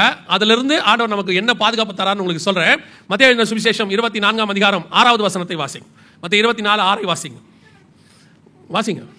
யுத்தங்களையும் யுத்தங்களின் செய்திகளையும் கேள்விப்படுவீர்கள், கலங்காதபடி எச்சரிக்கையா இருங்க. கலங்காதபடி. அப்ப நல்லா கவனிங்க, யுத்தத்தை பத்தி கேட்கும் போது என்ன செய்யக்கூடாது? அது எப்படி கலங்காம இருக்கணும்? 500 கோடி பேர் சாவாங்க ஜோ பைடன் சொல்றாரு, அல்லது பெரிய உயிரிழப்பை ஏற்படுத்தும் புதின் சொல்றாரு. கண்களுக்கு முன்பாக பஞ்சம் போய்கிட்டே இருக்கு, கொள்ளை நோய் ஒரு பக்கம். இப்போ இவங்க ஐநால சொல்லியிருக்காங்க, கொரோனாவை விட மோசமான வைரஸ் ஒன்று என்ன செய்ய போதான் வரப்போது, 20 மடங்கு சக்தி வாய்ந்தது வரப்போதுன்னு சொல்லியிருக்காங்க. இப்போ நியூக்ளியர் வாருக்கு பூமி ஸ்டார்ட் ஆயிடுச்சு. பஞ்சம் ஒரு பக்கம், கொள்ளை நோய் ஒரு பக்கம், வார் ஒரு பக்கம், எல்லாம் நடந்துகிட்டு தான் இருக்கு. நம்மால மட்டும் சொல்லுவான் கர்த்தர் அதெல்லாம் செய்ய மாட்டாரு, அதெல்லாம் அனுமதிக்க மாட்டாரு, கர்த்தர் நல்லவர். நான் யார் இல்லைன்னா ஆண்டவர் திருப்பி சொல்றாரு, யுத்தங்களையும் யுத்தங்களின் செய்திகளையும் கேள்விப்படுவீர்கள், கலங்காதபடிக்கு எச்சரிக்கையாயிருங்கள். இவைகள் எல்லாம் வசனம் இருக்கா இல்லையா? இவைகள் எல்லாம் இதெல்லாம் நடக்கத்தான் வேணும், நடக்க வேண்டியது. அது மனுஷன் அவன் ஏற்படுத்தின பாவத்தினுடைய விளைவு. அதை குறித்து ஆண்டவர் முன்னறிவிச்சிருக்கிறார். இதெல்லாம் நடக்கத்தான் செய்யும். அவர் ஒன்றும் நியூக்ளியர் கண்டுபிடிக்க சொல்லல, அவர் ஒன்றும் இருக்கிறதுக்கு கொள்ளை நோய், அவர் ஒன்றும் வைரஸ் கண்டுபிடிக்க சொல்லல, இருக்கிற அளவுக்கு விவசாயத்தை கெடுத்து பஞ்சத்தை கொண்டு வரதுக்கு ஆண்டவர் ஒன்றும் சொல்லல. அவன் அப்படி செய்வான்றது அவருக்கு தெரிஞ்சிருக்கு, முன்னாடியே எழுதி வச்சுட்டார். இதெல்லாம் நடக்க போது, கேர்ஃபுல்லா இருந்துக்கோங்க. ஆனால் இதெல்லாம் சம்பவிக்க வேண்டியதே. ஒரு கூட்டம் உங்களுக்கு என்ன சொல்லும், கர்த்தர் கிருபை உள்ளவர், இரக்கம் உள்ளவர், அதெல்லாம் செய்ய மாட்டார், அனுமதிக்க மாட்டார். இப்போ ஒரு புதுசா ஒன்று சொல்லிட்டு இருக்காங்க எல்லாரும், நினிவேக்கு இறங்கின தேவன் என்ன செய்வார், நமக்கும் இறங்குவார். நான் அந்த வார்த்தையை அப்படியே ஏத்துக்கிறேன், எனக்கு எந்த மாற்று கருத்தும் இல்லை. நினிவேக்கு இறங்கின தேவன் நமக்கும் இறங்குவார். நீங்க நினிவே ஜனங்க மாதிரி ஜெபம் பண்ணுவீங்களா? உங்களால முடியுமா? தேவன் இறங்க ரெடி. நினிவே ஜனங்க எப்படி ஜெபம் பண்ணாங்க? ராஜால இருந்து நாய்க்குட்டி வரைக்கும் எப்படி ஜெபம் பண்ணாங்களாம்? ரட்டு உடுத்தி சாம்பல்ல உட்காந்து இரவும் பகலும் 40 நாள் என்ன செஞ்சாங்களாம்? புசியாமலும் குடியாமலும். எங்க வாங்க பார்ப்போம். உங்களை ஃபாஸ்டிங் பிரேயர் வர வைக்கிறதுக்கு நாங்கள் முடிவில் போட வேண்டியிருக்கு, முடிவில் உணவு வழங்கப்படும்னு. ஃபாஸ்டிங் பிரேயர் வர வைக்கிறதுக்கு கீழே என்ன போடுறோம்? முடிவில் உணவு வழங்கப்படும். அப்படி தானே போடுறோம். அப்படி இருக்குமோ, அப்படி இருந்தால் தானே நீங்கள் என்ன செய்றீங்க? வரன்றீங்க. அப்புறம் என்ன செய்யறது? 5 மணிக்கு நாங்கள் ஜபத்தை வச்சா கீழே போண்டா போட வேண்டியிருக்கு. இல்லைன்னா நீங்கள் சாப்பாட்டுக்கு வழி இல்லைன்ட்டு வரமாட்டீங்கன்ட்டு. உங்களை வர வைக்கிறதுக்கே இந்த மாதிரி எதையாவது காட்டினா தானே வரேங்கிறிய. அப்புறம் நினிவேக்கு இறங்கின ஜெபம் நமக்கு இறங்குவார்னா நினிவே ஜனங்க மாதிரி ஜெபம் பண்ணும்ல. உபவாச ஜபத்தை கூட்டு பாருங்க, வரமாட்டாங்க. ஏன் பிரதர் ஃபாஸ்டிங் பிரேயர் வரலையா? சுகர், கையெல்லாம் உதறுது, 12 மணிக்கு மேலே நம்மளால ஒன்றும் முடியாது. ஆனால் சொல்றது மட்டும், நினிவேக்கு இறங்கின தேவன் எனக்கும் இறங்குவார் மாட்டார். நீங்க அந்த மாதிரி ஜெபம் பண்ணுங்க, இறங்க போறாரு. சர்ச்சுக்கு வரும்போது பையனையா கூட்டிட்டு வர மாட்டீங்க, சர்ச்சுக்கு வரும்போது பிள்ளைகளை கூட்டிட்டு வர மாட்டீங்க. எங்க உங்க பசங்களை காணோம்? நீட்டுக்கு படிக்கிறாங்க. உங்களுக்கு நினிவே ஜனங்க மாதிரி நீங்க வருவீங்க. அவன் மரணம் வரப்போது தெரிஞ்ச உடனே பிள்ளைகள் வரைக்கும் புசியாமல் குடியாமல் இருந்தாங்கன்னு பைபிள்ல சொல்லுது. நீங்க சர்ச்சுக்கே பையனை வராம நீட்டுக்கு அனுப்பிட்டு இருக்கீங்க. கேட்டு பாருங்க, கர்த்தருக்கு எல்லாம் தெரியும், ஆண்டவர் பார்த்துப்பார். ஆனா நீட் எக்ஸாமுக்கு சண்டே வச்சோன்னே ஜபத்தோட போனோம். ஆனா அழிவு வரும்போது பையனை பத்திரமா பார்த்துக்கணும். இது என்ன அநியாயம் பாருங்க. நீங்க செய்யறதெல்லாம் செஞ்சுக்கிட்டே இருப்பீங்க, கர்த்தர் மட்டும் மன்னிச்சுக்கிட்டே இருக்கணும். அப்படித்தானே? நல்லா தெரிஞ்சுக்கொள்ளுங்க, இவைகள் எல்லாம் சம்பவிக்க வேண்டியதே, நடக்கும், நடக்காம போகாது. ஆனால் ஒன்று மட்டும் கர்த்தர் சொல்றாரு, கலங்காதபடிக்கு எச்சரிக்கையாயிருங்க, பயப்பட மட்டும் செய்யாதீங்க. அது எப்படிங்க பயப்படாம இருக்கு? இது எல்லாம் வெளியில் நடக்கிற அடையாளம். இது எதுவும் தேவனை உண்மையாய் தேடுகிற தேவ ஜனங்கள் வீட்டுக்குள் வராதபடி பாதுகாக்க கர்த்தர் வல்லமை உள்ள தேவனாய் இருக்கிறார். இதுக்கு தான் சொன்ன விசுவாச வார்த்தையை படிக்கணும்னு. அது எப்படிங்க? சிலருக்கு ஒரு கொஸ்டின் மைண்டில் ஓடும், எல்லாருக்கும் நடக்கும்போது நமக்கு மட்டும் எப்படி அது நடக்காது? நடக்காது. இஸ்ரவேல் முழுக்க பஞ்சம் வந்து குதிரைக்கே புல்லு கிடைக்காத போது எலியா வீட்டுக்குள்ள எண்ணெயும் மாவும் நிறைய இருந்துச்சான். எப்படி இருந்துச்சு? இருந்துச்சு, அவ்வளவுதான். வர்த்திக்க பண்ணுகிற தேவன் ஒருவர் இருக்கிறார். நான் விசுவாசிக்கிறவர் இன்னார் என்று அறிந்திருக்கிறேன். இப்போ நான் போன உடனே விலைவாசி இறங்கிடுமா? பெட்ரோல் பங்க்ல போய் நீங்க நிக்கிறீங்க, நின்ன உடனே என்ன சொல்ல போறாங்க? இதோ பரிசுத்தவான் வந்திருக்கிறார், இதோ ஒரு முகத்தில் ஒரு நீதி தெரிகிறது, அவர் தலைக்கு பின்னால் ஒரு ஒளிவட்டம் இருக்கிறது, இவருக்கு பெட்ரோல் 40 ரூபாய் சொல்லவா போறான்? கிடையவே கிடையாது. அவங்களுக்கு 100னா நமக்கு 105 கேட்பான். ஏன் 105 கேட்பாங்க தெரியுமா? நம்ம முகத்தில் கஷ்டத்தையும் காட்ட நமக்கு தெரியாது. நம்ம கடன் கேட்க போனாலே நல்லா நீட்டா ட்ரெஸ் பண்ணி கடன் கேட்க போறோம். நம்மள போய் கடன் கேட்டாலே அந்த என்ன சொல்றாங்க? கடன் யாரு? நீங்க நம்மள்ட போங்க சார். நம்மளால கடன் கேட்கவே காரில் போறான். நமக்கு ஆண்டவரை ஏற்றுக்கொண்டதுனால கர்த்தர் ஒரு பிரசன்ஸ் நம்ம முகத்தில் கொடுத்துருக்கிறாரு. நம்ம முகத்தில் சோகமே வராது. நம்மால் துக்கமாக இருந்தாலே பாட்டு பாடிக்கிட்டு தான் போவான். பார்க்குறவனுக்கு எப்படி இருக்கு தெரியுமா? எவ்வளோ சந்தோஷமாக பாட்டு பாடிட்டு போகிறான் பாரு. நம்மளே துக்கத்தில் பாடிக்கிட்டு போகிறோம். ஆனால் அவனுக்கு என்ன தோணும் தெரியுமா? என்ன சந்தோஷம் இருந்தால் அவன் பாடிட்டு போவான் அப்படிங்கிறான். அதனால உங்களுக்கு எனக்கும் உலகம் எதையும் குறைக்க போறதும் இல்லை, விலைவாசி இறங்க போறதும் இல்லை. அது இருக்கும். ஆனால் கர்த்தர் ஒன்று செய்வார். எவ்வளவு ஏறினாலும் அதை வாங்கும்படி கர்த்தர் நம்முடைய கரங்களை பலப்படுத்துவதற்கு வல்லமை உள்ளவராக இருக்கிறார். கர்த்தர் ஒரு நாளும் நம்ம விட்டு கொடுக்கிற தேவனே கிடையாது. நான் கொரோனால ஒரே ஒரு சாட்சி சொல்லி முடிக்கிறேன். நான் கொரோனால என்னை கர்த்தர் போஷித்த விதத்தை நான் சொல்லுவேன். நான் வந்து ஒரு எவாஞ்சலிஸ்ட். இந்த மாதிரி சபைகளுக்கு பேசினா தான் உண்டு. திடீர்னு 6 மாதம் சர்ச்சை மூடிட்டாங்க. மூடின பிறகு எங்களுக்கு சர்ச்சில் கூப்பிட்டா தானே இந்த மாதிரிலாம் நடக்கும். சபையே இல்லை. எப்படி எனக்கும் சர்ச்சு கிடையாது, மீட்டிங்கும் கிடையாது. அப்படி இருக்கும்போது எனக்கு எப்படி ஆஃபரிங்? வீட்டுக்கு வாடகை கட்டணும், கரண்ட் பில் கட்டணும், எவ்வளோ பிரச்சனை எனக்கு இருக்குது. அவ்வளோ இருக்கும்போது என்ன செய்யணும் அப்படின்னு சொல்லி யோசித்த போது கர்த்தர் என்னை யோசிக்கவே விடலை. ஆண்டவர் சொன்னார், நீ பாட்டு ஆன்லைனில் என்ன பண்ணுமோ அதை என்ன செஞ்சுட்டே இரு. நான் சொல்லுவேன், எலியாவுக்கு காலையும் மாலையும் காக்கா வந்தா மாதிரி எங்கிருந்து வந்துச்சுனே தெரியாது. முன்ன பின்ன நான் பார்க்காத எத்தனையோ பேர் ஜிபேல அக்கௌண்ட்ல அங்கிருந்து காலையும் மாலையும் போட்டுக்கிட்டே இருந்தாங்க. யார் போட்டாங்க என்ன போட்டாங்கன்னே தெரியாது. இவங்க யாருமே கொரோனாவுக்கு முன்னாடி போடல. அதான் முக்கியம். இவங்க எங்க இருந்தாங்கன்னே தெரியாது. இந்த காக்காலாம் எங்க இருந்துச்சுன்னே தெரியாது. வந்து போட்டுக்கிட்டே இருந்துச்சு. செப்டம்பர் மாதம் வரைக்கும் போடுது. நமக்கு மனசுக்கு சந்தோஷமா இருக்கு. ஆண்டவரை இப்படியே போகட்டும். வீட்டில் உட்காந்தோமா, மீட்டிங்கை முடிச்சோமா, அக்கௌண்ட்டில் வந்துச்சா, எடுத்தோமா, செலவு பண்ணோமா. ஆண்டவர் சொன்னார், கேரித்தாண்ட கரையில் உட்காந்தது போதும், ஏஞ்சி நட. நம்ம எப்பவுமே எப்படி தெரியுமில்ல, ஒரு இடத்துல உட்காந்து பழக்கப்பட்டுட்டோம்னா அடுத்து படுக்கத்தானே பார்ப்போம். ஆண்டவர் சொன்னார், நீ இது உனக்கு நான் ஏன்னா எனக்கு எப்பவுமே ஒரு உண்மையில் சொல்கிறேன், எனக்கு ஒரு ஸ்பிரிச்சுவல் பெருமை உண்டு. என்ன பெருமை உண்டுன்னா, எல்லா வாரமும் மீட்டிங்க்கு போவேன். எல்லா வாரமும் மீட்டிங் போவேன். ஸோ எனக்கு தேவையானதை கர்த்தர் கொடுத்துட்றாரு. யாருக்கிட்டையும் கேட்டதே கிடையாது. கர்த்தர் கொடுத்துருவாரு. கடன் கிடையாது. தேவையை சந்திக்கிறாரு. சந்தோஷமா இருக்கிறேன். அதனால என்னை பொறுத்த வரைக்கும் எல்லா வாரமும் மீட்டிங் இருக்கணும். கேன்சல் ஆனால் தான் டென்ஷன் ஆயிடுவேன் நான். ஐயோ 4 வாரத்தில் 1 கேன்சல் ஆகி போச்சு, அடுத்த வாரம் வாடகை கட்டணுமே, இப்படி யோசிப்பேன். அப்போ கொரோனா நேரத்தில் 6 மாசமும் கேன்சல். அப்போ ஆண்டவர் சொன்னார், நீ ஓடுகிறதுனால தான் பிழைக்கிறாய் என்று நினைச்சு கொள்ளாத. உன்னை உட்கார வச்சு சாப்பாடை போடவும் என்னால் முடியும். ஆனால் இப்போ உட்காராத, ஏஞ்சி ஓடுனாரு. இப்பவும் சொல்றேன், நம் தேவனாகிய கர்த்தர் தேவைப்படும் போது கேரித்தாற்றங்கரையில் உட்கார வைத்து சாப்பாடு போடவும் வல்லமை உள்ளவராய் இருக்கிறார். தேவைப்பட்டா சாப்பாடு போட்டு 40 நாள் இரவும் பகலும் நடக்க வைக்கவும் வல்லமை உள்ளவராய் இருக்கிறார். இன்னும் சொல்றேன், உலகம் முழுக்க பஞ்சம் வரும், அது 3ஆம் உலக யுத்தம், பட்டயம் வரும், கொள்ளை நோய் வரும். இது எதுவும் உங்களையும் என்னையும் சேதப்படுத்தாதபடி பாதுகாக்கிற தேவன் ஒருவர் இருக்கிறார். கொரோனாவில் என்னை பாதுகாத்த ஆண்டவர் உங்களையும் பாதுகாக்க வல்லமை உள்ளவராய் இருக்கிறார். நான் சொல்றேன், இன்னைக்கு நின்று கொண்டிருப்பதுக்கு கர்த்தர் ஒரு பெரிய காரணம். அந்த தேவன் இன்னும் ஜீவனோடு கூட இருக்கிறார். எப்படிங்க நடக்கும்? நீ விசுவாசித்தால் தேவனுடைய மகிமையை காண்பாய். சிலர் உலகம் என்ன சொல்லும், எப்படி நடக்கும் பிராக்டிகலா சொல்லுங்க, அதுக்கு ஒரு ஃபார்முலா சொல்லுங்க, ஒரு இப்படி நடக்கும்னு சொல்லுங்க. ஆண்டவர் சொல்லாரு, நீ காற்றையும் காண மாட்டாய், மழையையும் காண மாட்டாய், தேசம் தண்ணீரால் நிரப்பப்படும். காரணம், கர்த்தர் சர்வ வல்லமை உள்ள தேவன். அவர் தேவைப்பட்ட கையளவு மேகத்தை பெருமழையா மாத்தவும் வல்லமை உள்ளவர். மேகமே இல்லாமல் மழையை கொண்டு வருவதற்கும் அவர் வல்லமை உள்ளவராய் இருக்கிறார். அல்லேலூயா. இனி கண்டிப்பாக முடிவு காலத்தை நோக்கி உலகம் போயிருக்கு. அவைகளுக்கு நடுவில் உங்களையும் என்னையும் மறந்து காக்கிற பட்சியை போல கர்த்தர் பாதுகாப்பார். இவைகளுக்கு நடுவில் வருகையும் வரும். எப்ப வேணாலும் வரும். நீங்க உடனே இன்னைக்கு சொல்லிட்டு போறாரு நாளைக்கு வரும்னு நினைக்காதீங்க. எப்ப வேணாலும் வரும். வருவதற்கு ஆயத்தப்படுகிற காலம் தான் நமக்கு இருக்கிறது. நமக்கு வேற காலமே இல்லை. நம்மளை பொறுத்த வரைக்கும் அவர் சந்திக்க ஆயத்தப்படணும். மற்றபடி நடக்க வேண்டிய சம்பவங்கள் எல்லாம் நடந்து கொண்டே இருக்கும். இவைகளுக்கு நடுவில் ஒவ்வொரு நாளும் எப்போ ஆண்டவர் வருவார் என்பது எதிர்பார்ப்பு மட்டும் சபைக்கு இருக்கணும். அல்லேலூயா. நேற்று சொன்ன காரியத்தை நான் சொல்லி முடிக்கிறேன். இந்த வருகையில் நான் போகணும், கைவிடப்பட்ட கட்டத்தில் இருக்கக்கூடாது. இவ்வளவும் சம்பவிக்குது. இதையெல்லாம் சொன்ன இயேசு வருவேன்னு சொன்ன வாக்கு தத்தமும் என்ன செய்யும்? நிறைவேறும். அவர் இவ்வளவு, ஏன்னா அவர் சொன்ன 100ல் 99 நடந்துட்டா 100வது என்ன செய்யும்? நடக்க தான் செய்யும். ஸோ இதையெல்லாம் சொன்ன இயேசு திரும்பி வருவேன் என்று வாக்கு பண்ணி இருக்கிறார். சீக்கிரம் வருவேனார். அப்போ அந்த வருகையில் போகிறதுக்கு நான் என்ன செய்யணும்? 7 காரியங்கள் செய்யணும். நேற்று சொன்னேன், இன்னைக்கு நான் சொல்லிட்டு முடிச்சிடறேன் நேற்று வராதவங்களுக்காக. முதலாவது, இயேசு கிறிஸ்துவின் ரத்தத்தினாலே பாவ மன்னிப்பு நிச்சயத்தை பெற்றிருக்க வேண்டும்.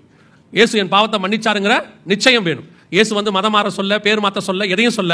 இயேசு சொன்னது ஒண்ணு, மனம் திரும்புங்கள், பரலோக ராஜ்யம் சமீபமாக இருக்கிறது. உங்களுடைய பாவம் மன்னிக்கப்பட்ட நிச்சயம் வேணும். அதுக்கு நாங்கள் என்னங்க செய்யணும்? ஒண்ணுமே செய்ய வேணாம். நீங்க இருக்கிற இடத்துல கண்களை மூடி, ஆண்டவரே என் பாவத்தை மன்னியும், உங்களுடைய பிள்ளையா என்னை ஏற்றுக்கொள்ளும், உங்களுடைய ரத்தத்தால கழுவுன்னு உண்மையா சொல்லணும், இருதயத்தின் ஆழத்துல இருந்து. ஏன்னா நாங்க முகத்தை பார்க்கிறோம், கர்த்தரோ இருதயத்தை பார்க்கிறார். நீங்க உண்மையா சொல்லும் போது உங்கள் பாவங்களை அவர் மன்னிச்சாருன்னா உங்களுக்குள்ள ஒரு சந்தோஷம் வரும். அதற்கு பேரு ரட்சண்ய சந்தோஷம்னு பேரு. வேற எதுனாலையும் அந்த சந்தோஷம் வராது. உங்க ஆத்மாவில் இருக்கிற பாவம் மன்னிக்கப்பட்ட உடனே அது சந்தோஷம் வரும். அந்த 51ஆம் சங்கீதத்துல தாவீது சொல்றாரு ரட்சண்ய சந்தோஷம்னு. அந்த சந்தோஷம் வரும். அதான் ஃபர்ஸ்ட். நான் தலைமுறையா கிறிஸ்டினா இருக்கிறேன், எங்க அப்பா அம்மா காலத்துல இருந்து இருக்கேன், நான் கூட ரட்சிக்க பண்ணுமா? அவங்களுடைய ரட்சிப்பு எனக்கு வராது. எப்படி அவங்க சாப்பிட்ற சாப்பாடு அவங்களுக்கு தானோ, அவங்க ரட்சிப்பு அவங்களுக்கு தான். உங்க ரட்சிப்பு உங்களுக்கு. நீங்க சின்ன பிள்ளையா இருக்கிறீங்க, குழந்தையா இருக்கிறீங்கன்னா அது வேற. இப்போ நீங்கள் வளர்ந்து பாவம் செய்கிற இடத்துக்கு வந்துட்டீங்க. அப்போ அந்த பாவ மன்னிப்பு உங்களுக்கு உரியது. ஒருவன் தன் பாவங்களை அறிக்கை செய்து விட்டு விடுவான், ஆகிலும் அவன் தேவனிடத்தில் இரக்கம் பெறுவான். ரெண்டாவது, பிதா குமாரன் பரிசுத்தாவின் நாமத்தினாலே தண்ணீரில் மூழ்கி ஞானஸ்தானம் எடுத்துக்கணும். ஏன்னா விசுவாசம் உள்ளவனாகி ஞானஸ்தானம் பெறுகிறவனே ரட்சிக்கப்படுவான். ஞானஸ்தானம் எடுக்காம ரட்சிக்கப்பட முடியாது. காரணம் என்னன்னா, பழையவைகள் எல்லாம் ஒளிந்து போயினா எல்லாம் புதிதாயினங்கிறதுக்கு அடையாளம் தான் ஞானஸ்தானம். அதாவது உலகத்துக்கும் பரலோகத்திற்கும் பாதாளத்துக்கும் நம்ம சாட்சி கொடுக்கிறோம். நான் பழைய காரியங்களுக்கு மறித்து விட்டேன், நான் புது மனுஷனாய் மாறிவிட்டேன். இதுதான் நம்ம செய்யறோம். அந்த ஞானஸ்தானத்தை எடுக்கணும். நான் குழந்தையில எடுத்தேன், சின்ன வயசுல எடுத்தேன், கொடிக்கு கீழே கொடுத்தாங்க, அங்க கொடுத்தாங்க, இங்க கொடுத்தாங்க, எதையும் பைபிள் சொல்லல. பைபிள் சொல்ற ஒரே ஞானஸ்தானம் தண்ணியில மூழ்கி எடுக்கிற ஞானஸ்தானம். அதுக்கு பேர் பேப்டிசம்னு பேர். ஏன் அப்படின்னா, கிரேக்க வார்த்தைக்கு பேப்டிசோ அப்படிம்பாங்க. பேப்டிசோனா மூழ்குதல்னு அர்த்தம். ஸோ தண்ணியில் மூழ்கி நீங்கள் எடுக்காவிட்டால் எடுக்கணும். இல்லைங்க குழந்தையில எடுத்த ஒரே ஞானஸ்தானம் தானே, அப்புறம் நான் திருப்பி எடுக்கணுமானா, குழந்தையில நீங்கள் எடுத்ததுக்கு பேர் என்ன கிடையாது? ஞானஸ்தானமே கிடையாது. நீங்கள் அப்படி ஒரு பேரை வச்சுக்கிட்டீங்க, அதனால அந்த ஞானஸ்தானம் ஆகாது. நீங்கள் நிதானித்து பாவத்தை அறிக்கை செய்து அதற்கு பிறகு எடுக்கிறதுக்கு பேர் தான் ஞானஸ்தானம். மூணாவது, எபேசியர் 4:30 சொல்லுது, மீட்கப்படும் நாளுக்கென்று முத்திரையான பரிசுத்த ஆவியை துக்கப்படுத்தாதிருங்கள். பரிசுத்த அபிஷேகத்தை நம்ம என்ன செய்யணும்? பெற்றுக்கொள்ளணும். ஆவிக்குரிய சபையில் இருக்கும் பொழுது இங்கே நடக்கிற அபிஷேக கூட்டத்தில் கலந்து கொள்ளுங்க. பரிசுத்தாவின் அபிஷேகம் பெறாவிடால் ஒருவன் ஜலத்தினாலும் ஆவியினாலும் பெறவாவிடில் பரலோக ராஜ்யத்துக்குள் பிரவேசிக்க முடியாது. அவர் தான் மீட்கப்படும் நாளுக்கு என்று முத்திரை. சோ பரிசுத்த அபிஷேகத்தை பெற்றுக்கொள்ளணும். ஒருவேளை சபைக்கு வர முடியல, நான் தெரியாம வந்திருக்கிறேன், நான் எங்க வீட்டில் விட மாட்டாங்க அப்படின்னா, நீங்க வீட்டிலேயே ஜெபம் பண்ணுங்க. கதவை சாத்திட்டு யாரும் இல்லாத போது ஜெபம் பண்ணுங்க. தேவ ஆவியானவர் உங்களை நிரப்ப வல்லமை உள்ளவராய் இருக்கிறார். அல்லேலூயா. நாலாவது, அப்போஸ்தலர் நடவடிக்கை 2:40 சொல்லுது, வேறுபாடு உள்ள வாழ்க்கை, மாறுபாடான சந்ததியை விட்டு விலக்கி உங்களை ரட்சித்துக் கொள்ளுங்கள்னு வசனம் இருக்கு. உலகத்துக்கு உங்களுக்கு என்ன இருக்கணும்? வித்தியாசம் இருக்கணும். உலகத்துக்கு ஒத்த வேஷம் தரிக்க கூடாது. நான் உலகத்துக்கு ஒத்த வேஷம் தரிப்பேன், அங்க போனா அந்த வேலை பார்த்துப்பேன், இங்க வந்தா இந்த வேலை பார்த்துப்பேன், அங்க இருக்கும்போது சினிமா பாட்டு பாடிப்பேன், இங்க வந்தா சோத்திர பாட்டியும் பாடிப்பேன், அங்க கெட்ட வார்த்தை பேசிப்பேன், இங்க வந்தா நல்ல வார்த்தை பேசிப்பேன்னா இல்ல. ஆண்டவர் தெளிவா சொல்லிட்டாரு, கர்த்தர் தெய்வமானால் கர்த்தரிடத்தில் வாங்க, பாகால் தெய்வமானால் பாகால் இடத்துல போங்கள். ரெண்டு நினைவுகளால் குந்தி குந்தி நடக்கிறவர்கள் என்ன செய்ய முடியாது? நீங்கள் போய் சேர முடியாது. ஆண்டவர் தெளிவா சொல்லி இருக்கிறார். சில நேரத்தில் அதை விட்டுட்டு வரது கொஞ்சம் பேர் கஷ்டமா இருக்கு. எப்படிங்க அதெல்லாம் விட்டு வரது? அதுல நஷ்டம் வராதா? வராது. நான் சொல்றேன், எல்லாத்தையும் விட்டுட்டு கிறிஸ்துவின் பின்னாடி வாங்க. அவர் நஷ்டப்படுத்தாமல் உங்களை உயர்த்தி ஒரு இடத்தில் உட்கார வைக்க வல்லமை உள்ளவராக இருப்பார் என்பதற்கு நான் சாட்சியாக இருக்கிறேன். அவ்வளவுதான். கர்த்தர் சொன்னா உலகத்தை நீங்க விட்டுட்டு ஆண்டவர் என் பின்னே சிலுவை என் முன்னே வந்து பாருங்க, கர்த்தர் ஆசீர்வதிக்க வல்லமை உள்ளவர். இது வரைக்கும் கர்த்தரை நோக்கி பார்த்தவர்கள் கெட்டு போனதாக சரித்திரமே இல்லை. அவரை நோக்கி பார்த்தவர்கள் வெக்கப்பட்டு போனதே கிடையாது. உலகத்துக்கு ஒத்த வேஷம் சபை தரிக்க கூடாது. சபை எப்பொழுதுமே கேர்ஃபுல்லா இருக்கணும். சபையில உட்கார்ந்திருக்க உங்களுக்கும் சொல்றேன், நடத்துறவங்களுக்கும் சொல்றேன், ரொம்ப கேர்ஃபுல்லா இருக்கணும். காலையிலேயும் ஆண்டவர் அதான் சொன்னாரு, தோட்டத்துக்குள்ள வயலுக்குள்ள என்ன வந்துடக்கூடாது? கலைகள் வந்து விதைக்கப்படக்கூடாது. எல்லா ஃபேண்டசியான காரியம், காலத்துக்கு ஏற்ற மாதிரி மாடர்னைஸ்டு, இப்போ ஏற்ற மாதிரி டியூன்ஸ், நல்லா தெரிஞ்சுக்கொள்ளுங்க. கர்த்தரிடத்திலிருந்து வரக்கூடிய எதையும் நாம் அக்செப்ட் பண்ணிக்கிறோம். உலகத்திலிருந்து வரக்கூடிய எதுக்கும் இங்கே அனுமதி கிடையாது. அப்படி மீறி அனுமதி கொடுத்தீங்கன்னா அது கலையாய் மாறிடும். ஒரு நாள் அது உங்களுக்கே வினையாய் மாறிடும். உலகத்துக்கு நோ சொல்லுங்க, தைரியமா சொல்லுங்க. கர்த்தர் உங்களுக்காக வைராக்கியம் பாராட்ட வல்லமை உள்ளவராக இருக்கிறார். அஞ்சாவது, சுவிசேஷம் அறிவித்தல் உங்கள் மேல் விழுந்த கடமை.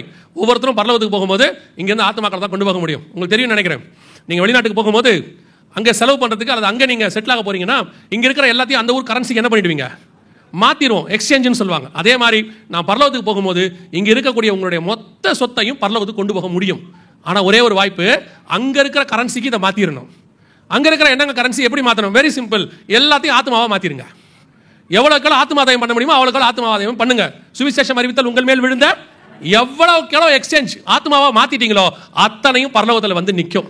பரலோகத்துல உங்களோட கூட வரப்போகிறது ஒன்னே ஒன்று தான், நீங்கள் சம்பாதிக்கிற ஆத்மா மட்டும். நீங்க வச்சிருக்கிற நகை, நட்டு, போல்ட்டு, ஸ்க்ரூ டிரைவர், ஸ்பேனரு, அப்புறம் பட்டம், பதவி, அப்புறம் உங்க அம்மாவுக்கு அவங்க அம்மா கொடுத்த புடவை, அவங்க அப்பாவுக்கு அவங்க அப்பா கொடுத்த காரு, ஒன்றும் வராது. வருகை முந்தினாலும் வராது, மரணம் முந்தினாலும் வராது. உங்களுக்கே நல்லா தெரியும், மரணம் முந்துச்சுன்னா எதையும் அவன் கொடுக்க மாட்டான். போட்டுக்கிற மோதிரத்தையும் கழட்டிட்டு தான் விட போறான், எல்லாத்தையும் உருவி எடுத்துருவான். வருகை முந்துச்சுனாலும் நீங்க கொண்டு போக முடியாது. இப்பவே எவ்வளவுக்கு எவ்வளவு ஆத்மாதாயம் பண்ண முடியுமோ ஆத்மாதாயம் பண்ணுங்க. சுவிசேஷம் சொல்லுங்க. நீங்க தண்ணி மேல விதைய போடுங்க, விளைய செய்கிறவர் ஒருத்தர் இருக்கிறார். அல்லேலூயா.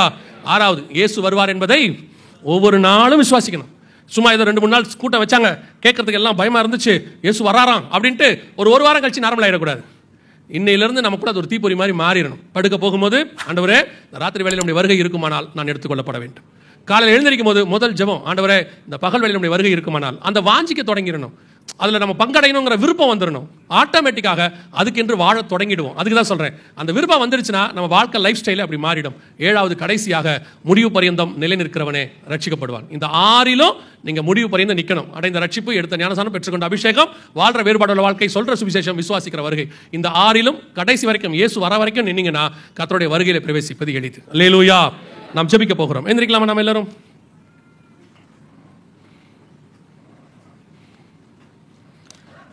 எல்லா கண்களையும் மூடுவோம். ஒரு 5 நிமிஷம் மாத்திரம் நான் பாஸ்டர் கையில் கொடுக்குறேன், அவங்க தொடர்ந்து நடத்துவாங்க. ஒரு 5 நிமிஷம் மாத்திரம். இன்னைக்கு இயேசு கிறிஸ்துவினுடைய வருகை சம்பவிக்கும் போது நானும் என் வீட்டாரும் இந்த வருகையில் பிரவேசிப்போங்கிற நிச்சயம் எத்தனை பேருக்கு இருக்கிறது? உங்கள் ஆவி ஆத்மா சரீரத்தை கர்த்தருக்கு முன்பாக அவருடைய வெளிச்சத்தில் ஆராய்ந்து பாருங்கள். உங்கள் ஆத்மா அவருக்கு முன்பாக எப்படி இருக்கிறது? சங்கீதக்காரன் 2 காரியத்தை சொல்லுகிறான். என் ஆத்மா மண்ணோடு ஒட்டி இருக்கிறது. இன்னொரு இடத்துல சொல்கிறாரு, என் ஆத்மா மான்கள் நீருடையை வாஞ்சிக்கிறது போல உம்மை வாஞ்சிக்கிறது. நம்முடைய ஆத்மா மண்ணோடு ஒட்டிக்கிட்டு இருக்குதா? எப்போ பார்த்தாலும் இந்த பூமிக்குரிய சிந்தனை, அதை வாங்கணும், இதை வாங்கணும், அப்படி செய்யணும், இப்படி செய்யணும், அங்கே சாதிக்கணும், இங்கே சாதிக்கணும், பிள்ளைகளுடைய எதிர்காலம், பேரப்பிள்ளைகள் எதிர்காலம், இப்படின்னு உங்கள் ஆத்மா மண்ணோடையே ஒட்டிக்கிட்டு இருக்குதா? ஏதோ சர்ச்சுக்கு வரும்போது மட்டும் ஆண்டவரை பற்றின நினைப்பு, ஜெபம் பண்ணுறதுக்கு கூட நேரம் இல்லை. நான் சொல்றது உண்மை. நிறைய விசுவாசி முழங்கால் போட்டு பிரேயர் அவர்னு ஒன்று கிடையவே கிடையாது. நிறைய விசுவாசிக்கு கேட்டால் பிஸி, நிறைய வேலைங்க, ரொம்ப பிஸியாக ஓடுறோம். ஆனால் உங்கள் பிஸி ஷெட்யூலில் வேற எதுக்குமே நீங்கள் குறை வைக்கல. பிஸி ஷெட்யூலில் சாப்பிட்றத நிறுத்தி இருக்கிறீங்களா? பிஸி ஷெட்யூலில் ட்ரெஸ் பண்ணுறதை நிறுத்தி இருக்கிறோமா? பிஸி ஷெட்யூலில் ஆஃபீஸ் போகிறத நிறுத்தி இருக்கிறோமா?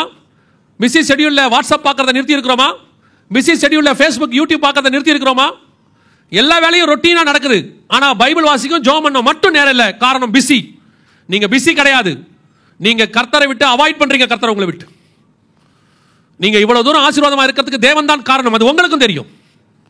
ஆனால் கர்த்தருடைய நேரம் எங்கே? கர்த்தருக்கு கொடுக்க வேண்டிய நேரம் எங்கே? கணவன் மனைவி பிள்ளைகள் எல்லாம் பிஸி. பிள்ளைகள் படிப்பில் பிஸி, கணவன் வேலையில் பிஸி, மனைவி வேலையில் பிஸி, வீட்டு வேலையில் பிஸி.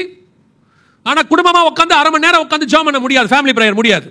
ஆனால் ஆசை மட்டும் இருக்கு, ஆண்டவர் வரும்போது அப்படியே குடும்பமாக எடுத்துக்கொள்ளப்பட்டு மேலே போகணும். கவனித்து பாருங்க, எல்லாம் வாசப்படி வரைக்கும் வந்துருச்சு. இனி உங்கள் குடும்பம் பரலோகத்தில் இருக்கிறதும் இருக்காததும் உங்க கையில தான் இருக்கு. ஏன்னா வசனம் தெளிவாக சொல்லுது, நம்மை நாமே நிதானித்து அறிந்தோமானால் நாம் நியாயம் தீர்க்கப்படும். சில ஊழியக்காரங்க கூட ஜெபம் பண்றது கிடையாது, முழங்கால் போட்டு. ஊழியம் பண்றோங்கிறத அட்வான்டேஜா வச்சுக்கிட்டு முழங்கால் போட்டு ஜெபம் பண்ற அளவுக்கு ஊழியக்காரங்களுக்கு கூட நேரம் இல்லை. மனுஷனை ஏமாத்திரலாம், கர்த்தரை ஏமாற்ற முடியாது. கர்த்தர் வந்துகிட்டு இருக்கிறார். நீங்க மனுஷனுக்கு இல்லை, கர்த்தருக்கு தான் உண்மையா இருக்கணும்.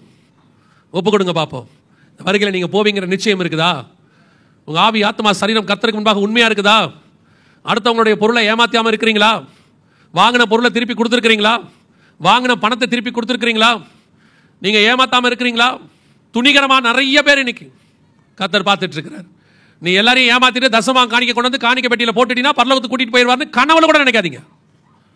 ஆண்டவர் தெளிவாக சொல்றார், உன் சகோதரனோடு கூட குறை உண்டானால் உன் காணிக்கையை பலிபீட தண்டையில் வைத்து விட்டு போய் முதலில் அவனோடு கூட ஒப்புரவாக்கு. மத்தேயு 5 சொல்றார். சரி பண்ணாம பரலோகத்துக்கு போகவே முடியாது. ஆண்டவர் வருகிற காலம் மிக சமீபம். அவர் வாசப்படியில் நின்று கதவை தட்டி கொண்டிருக்கிறார். டெக்னாலஜி வளர்ந்துருச்சு, சயின்ஸ் வளர்ந்துருச்சு, சேட்டிலைட் விட்டுட்டாங்க, வாட்ஸ்அப் வந்துருச்சு. இதெல்லாம் கடைசி 20 வருஷம். ஆனால் 2000 வருஷமா கர்த்தர் சொன்ன வார்த்தைகள் தான் நிறைவேறிட்டு இருக்கு, இன்னும் நிறைவேறும். இந்த டெக்னாலஜி எல்லாம் ஒரு நாள் ஒழிந்து போகும், கர்த்தருடைய வார்த்தை ஒரு நாளும் ஒழிந்து போகாது. பல சாம்ராஜ்யங்கள் காணாம போச்சு. அலெக்சாண்டர் சாம்ராஜ்யம், நேபுகாத்நேச்சார் சாம்ராஜ்யம், ரோம சாம்ராஜ்யங்கள் காணாம போச்சு. ஆனால் கர்த்தருடைய வார்த்தை இன்னைக்கும் நிலை நிற்கிறது. அசட்டா பண்ணிடாதீங்க. சும்மா கையில் இருக்கிற ஸ்மார்ட் போன்ல இருக்கிற 4 ஆப்பை தெரிஞ்சுக்கிட்டதுனால பரலோகத்துக்கு போயிடலாம் நினைச்சிடாதீங்க. கடவுள் இல்லைங்கிற முடிவுக்கு வந்துடாதீங்க. ஒரு சேட்டலைட் பாதிக்கப்பட்டா உன் கையில் இருக்கிற போன் வேஸ்ட். 10 சேட்டலைட் பாதிக்கப்பட்டா அன்னைக்கு உன் லைஃபே அன்னைக்கு ஸ்தம்பிச்சு போயிடும். மைக்ரோசாஃப்ட்ல கொஞ்சம் பிரச்சனை வந்துச்சு, உலகமே ஸ்தம்பிச்சு போச்சு. டெக்னாலஜியை நம்பாதீங்க, கர்த்தரை நம்புங்க. டெக்னாலஜி கைவிடும், கர்த்தர் ஒரு நாளும் உன்னை கைவிட மாட்டார். ஒப்பு கொடுத்து ஜெபம் பண்ணுங்க பார்ப்போம். கர்த்தருக்கு முன்பாக எப்படி இருக்கிறீங்கன்றதை மட்டும் பாருங்க, யாரை பத்தியும் யோசிக்காதீங்க. உங்க இருதயம் கர்த்தருக்கு முன்பாக எப்படி இருக்கிறது, உங்க ஆவி ஆத்மா சரீரம் எப்படி இருக்கிறது, அதான் முக்கியம். நீங்க ஒரே ஒரு நிமிஷம் எடுத்துக்கொள்ளுங்க. ஒருவேளை உங்களுடைய மனசாட்சி, உங்களுக்குள்ள இருக்கிற ஆவியானவர் நீங்க தேவனை விட்டு தூரம் இருக்கிறத உணர்த்துவார்னா இது ஒப்புரவாகிறதான ஒரு நேரம். ஒருவேளை கர்த்தருடைய வருகை ராத்திரியில் இருக்குமானால் இந்த ஜெபம் மிக முக்கியமான ஒரு ஜெபம். உங்களை காப்பாற்றி பரலோகத்துக்கு கூட்டிட்டு போறதுக்கு இந்த ஜெபம் ரொம்ப உதவும். இப்போ நீங்க தேவனோடு கூட ஒப்புரவாகுங்க. ஒரே ஒரு நிமிஷம் அமைதியா என்ன காரியம் இருந்தாலும் ஒப்பு கொடுங்க ஆண்டவர்கிட்ட. அறிக்கை செய்து விட்டு விட்டால் தேவனிடத்தில் இரக்கம் பெறுவான்னு இருக்கு. மறைக்கிறவனோ வாழ்வடைய மாட்டான். ஒப்பு கொடுப்போமா? அதே நேரத்தில் எல்லா கண்களையும் மூடி இருப்போம். ஒரே ஒரு கேள்வி மாத்திரம் கேட்டு நான் ஜெபித்து முடிக்க விரும்புகிறேன். நான் இன்னும் தண்ணியில் மூழ்கி ஞானஸ்நானம் எடுக்கவில்லை. இது வரைக்கும் அதை நான் அசட்டை பண்ணிட்டேன், கீழே எடுக்காமல் விட்டுட்டேன், அல்லது எனக்கு தெரியாது, நான் குழந்தையில் எடுத்தது போதும்னு நினைச்சேன், இன்னைக்கு கர்த்தர் எனக்கு உணர்த்தி இருக்கிறாரு, நான் தண்ணியில் மூழ்கி ஞானஸ்நானம் எடுக்க விரும்புகிறேன்னு சொல்றவங்க, நேற்று கை தூக்குனவங்க இல்லை, இன்னைக்கு எடுக்க விரும்புகிறவங்க மாத்திரம் உங்கள் கரங்களை உயர்த்துங்க பார்ப்போம். உங்களுக்காக நாங்கள் ஜெபிக்க போகிறோம். ஞானசானத்துக்கு ஒப்பு கொடுக்குறவங்க வேற யார் இருக்கு? நல்ல கரங்களை உயர்த்துங்க. அது உங்களுக்கும் தேவனுக்கும் உள்ளது. மற்றவங்களை பற்றியெல்லாம் கவலைப்பட வேண்டிய அவசியமே கிடையாது. அநேகர் இருக்கிறீர்கள், மேலேயும் கை தூக்கியிருக்காங்க, இங்கேயும் பின்னாடி நிறைய பேர் இருக்கிறாங்க. கொஞ்சம் நீங்கள் முன்னாடி வர முடியுமா? உங்களுக்கு நாங்கள் அதை பேர் எழுதிக்கிட்டு உங்களுக்கு ஞானசானம் கொடுக்கறதுக்கான ஒரு ஆயத்தத்தை நாங்கள் சொல்லுவோம். ஞானசானத்துக்கு ஒப்பு கொடுத்தவங்க மாத்திரம் முன்னாடி வாங்க பார்ப்போம். கொஞ்சம் வேகமாக. மற்றவங்க எல்லாம் கண்களை மூடி உங்களுக்காக ஜெபம் பண்ணுங்க. மற்றவங்களை வேடிக்கை பார்க்க வேண்டிய நேரம் இல்லை. இது உங்களுக்கான ப்ரேயர் டைம். அவங்க வர வரைக்கும் பேச வேண்டாம், எதுவும் செய்ய வேண்டாம். ஞானசானத்துக்கு ஒப்பு கொடுக்குறவங்க மட்டும் இந்த பக்கம் ரைட் ஹேண்ட் சைடில் வாங்க பார்ப்போம். நம்ம ஜெபிக்க போகிறோம். வேறு யாரும் இல்லை. மேலே இருக்கிறவங்க முடிஞ்சா கீழே வாங்க பார்ப்போம். இன்னும் வேறு யார் இருக்கு? உங்களுக்காக நான் ஜெபிக்க. மற்றவங்க எல்லாரும் கண்களை மூடி ஜெபம் பண்ணுங்க. இது வேடிக்கை பார்க்குற நேரமே இல்லை. இது உங்களுக்கான ஜெபம் பண்ற நேரம். நீங்க உங்களுக்காக ஜெபம் பண்ணுங்க. ஞானசானத்துக்கு ஒப்பு கொடுத்தோம், அவங்க வருவாங்க, அவங்களுக்காக நம்ம ஜெபம் பண்ண போகிறோம்.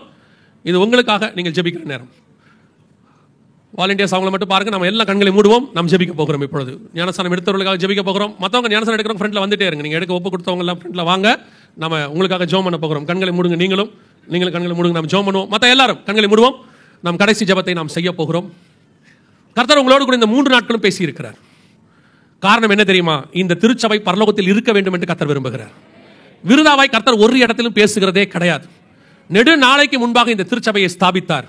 ஊழியக்காரரை கொண்டு வந்தார். அவர் மூலமாக விதைகளை போட்டார். கர்த்தர் விளைய பண்ணினார். இன்னைக்கு ஒரு விருட்சமாய் மாற்றி இருக்கிறார். இந்த கனிகளை கொய்து கொண்டு போகும்படி நேசர் வரப்போகிறார். ஆயத்தப்படுத்துறதுக்கு இதுக்கு தான் காரணம். இத்தனை வருஷம் நீங்க வந்ததுக்கு காரணம் என்ன தெரியுமா? கிறிஸ்தவர்கள் என்பதற்காக அல்ல. கர்த்தர் உங்களை ஆயத்தப்படுத்தி கொண்டிருந்தார். உங்களை கொண்டு போய் பரலோகத்தில் வைக்க போகிற நாள் நெருங்கி இருக்கிறது. கர்த்தருடைய நாள் மிக சீக்கிரம் வரப்போகிறது. சீயோனிலே எக்காலம் ஊதுங்கள், எச்சரிக்கை சத்தமிடுங்கள், இதோ கர்த்தருடைய நாள் வருகிறது. ஆயத்தப்படுத்தின நாள் வந்துருச்சு. நாம எல்லாம் ஒப்பு கொடுத்து நம்மளை சரி பண்றதுக்கு தான் நேரம் இருக்கு. ஒப்பு கொடுப்போமா? எல்லா கரங்களை தேவனுக்கு நேராக உயர்த்தி ஒப்பு கொடுத்து ஜெபம் பண்ணுவோமா? சர்வ வல்லமையுள்ள எங்கள் தகப்பனே, இந்த 3 நாட்களுக்காக உமக்கு ஸ்தோத்திரம். கிருபையுள்ள கரத்தில் எங்களை தாழ்த்துகிறோம். நீர் வரும்பொழுது நாங்கள் உமக்கு முன்பாக நிற்க பாத்திரவான்களாக இருக்கும்படிக்கு ஒவ்வொரு நாளும் எங்கள் ஆவி, ஆத்மா, சரீரத்தை பத்திரமாய் பாதுகாத்துக் கொள்ள கர்த்தர் கிருபை தருவீராக. எங்களுக்கும் எங்கள் குடும்பத்துக்கும் விரோதமாய் உருவாக்கப்படுகிற எல்லா ஆயுதங்களும் வாய்க்காதே போவதாக. எங்களை பின்னோக்கி இழுக்க பார்க்கிற, உலகத்தில் இழுக்க பார்க்கிற எல்லா காரியங்களும் இயேசுவின் நாமத்தினால கடுந்தாபுரப்படுத்துகிறோம். ஆண்டவரே, நாங்கள் உண்மையும் உத்தமமும் கரை திரையற்ற சபையாக, கற்புள்ள கன்னிகையாக, ஒரே புருஷனுக்கு நியமிக்கப்பட்டவர்களாக, தேவனுக்கு முன்பாக எப்பொழுதும் காணப்படுகிற திருச்சபையாய் கர்த்தர் எங்களை நிறுத்த போற தயவுக்காக உமக்கு ஸ்தோத்திரம். வெள்ளை அங்கிகளை தரித்துக் கொண்டு, தங்கள் கைகளிலே குருத்தோலைகளை பிடித்துக் கொண்டு, ஆண்டவரே, நாங்கள் சிங்காசனத்துக்கு முன்பாக நிற்க கிருபை பாராட்டுங்கப்பா. ஆண்டவரே, இங்க இருக்கிற ஒவ்வொருத்தருக்காக நான் ஜெபிக்கிறேன். ஒவ்வொரு குடும்பத்துக்காக நாங்கள் ஜெபிக்கிறோம். வேறு சபையிலிருந்து வந்தவர்களுக்காக நாங்கள் ஜெபிக்கிறோம். எப்படி ஆகியும் நீர் வரும்பொழுது நாங்கள் உமக்கு முன்பாக நிற்கணும். ஆண்டவரே, கிருபை பாராட்டுங்க, ஆசீர்வதிங்கப்பா. ஆண்டவரே, ஸ்நானத்துக்கு ஒப்பு கொடுத்த பிள்ளைகளுக்காய் ஸ்தோத்திரம். நேற்றும் இன்று ஒப்பு கொடுத்த ஒவ்வொரு பிள்ளைகளையும் கர்த்தர் ஆசீர்வதியும். சீக்கிரம் எடுக்க கிருபை பாராட்டும். ஆண்டவரே, இதையே கர்த்தர் கனப்படுத்துவீராக. உடைய வருகைக்கு ஆண்டவரே அவர்கள் ஆயத்தப்பட கர்த்தர் கிருபை தாரும். ஆசீர்வதிங்கப்பா. இந்த சபைக்காக ஆண்டவரே, உடைய ஊழியக்காரருக்காக, தூரத்திலே ஆண்டவரே குடும்பமாய் ஊழியம் பண்ணி கொண்டிருக்கிற ஊழியக்காரருக்காக, இங்கே ஊழியம் பண்ணி கொண்டிருக்கிற ஆண்டவரே போதகருக்காக, அவர் குடும்பத்துக்காக, ஒவ்வொருத்தருக்காக நாங்கள் ஜெபிக்கிறோம். ஒவ்வொருத்தரையும் கர்த்தர் ஆசீர்வதிப்பீராக. இந்த ஊழியத்துக்கு துணையாய் ஆண்டவரே, உறுதுணையாய் ஒத்துழைக்கிற, உழைக்கிற, கொடுக்கிற, ஜெபிக்கிற அத்தனை பேரையும் கர்த்தர் ஆசீர்வதிப்பீராக. ஆண்டவரே, இவ்வளவு தூரம் புறப்பட்டு வந்திருக்கிறாங்கப்பா. திருப்பி சுகபத்திரமாய் வீடு போய் சேர கிருபை பாராட்டும். எங்கள் ஆண்டவர் இயேசு கிறிஸ்துவின் நாமத்தினாலே ஒப்பு கொடுத்து ஆசீர்வதித்து ஜெபிக்கிறோம் எங்கள் ஜீவனுள்ள நல்ல பிதாவே.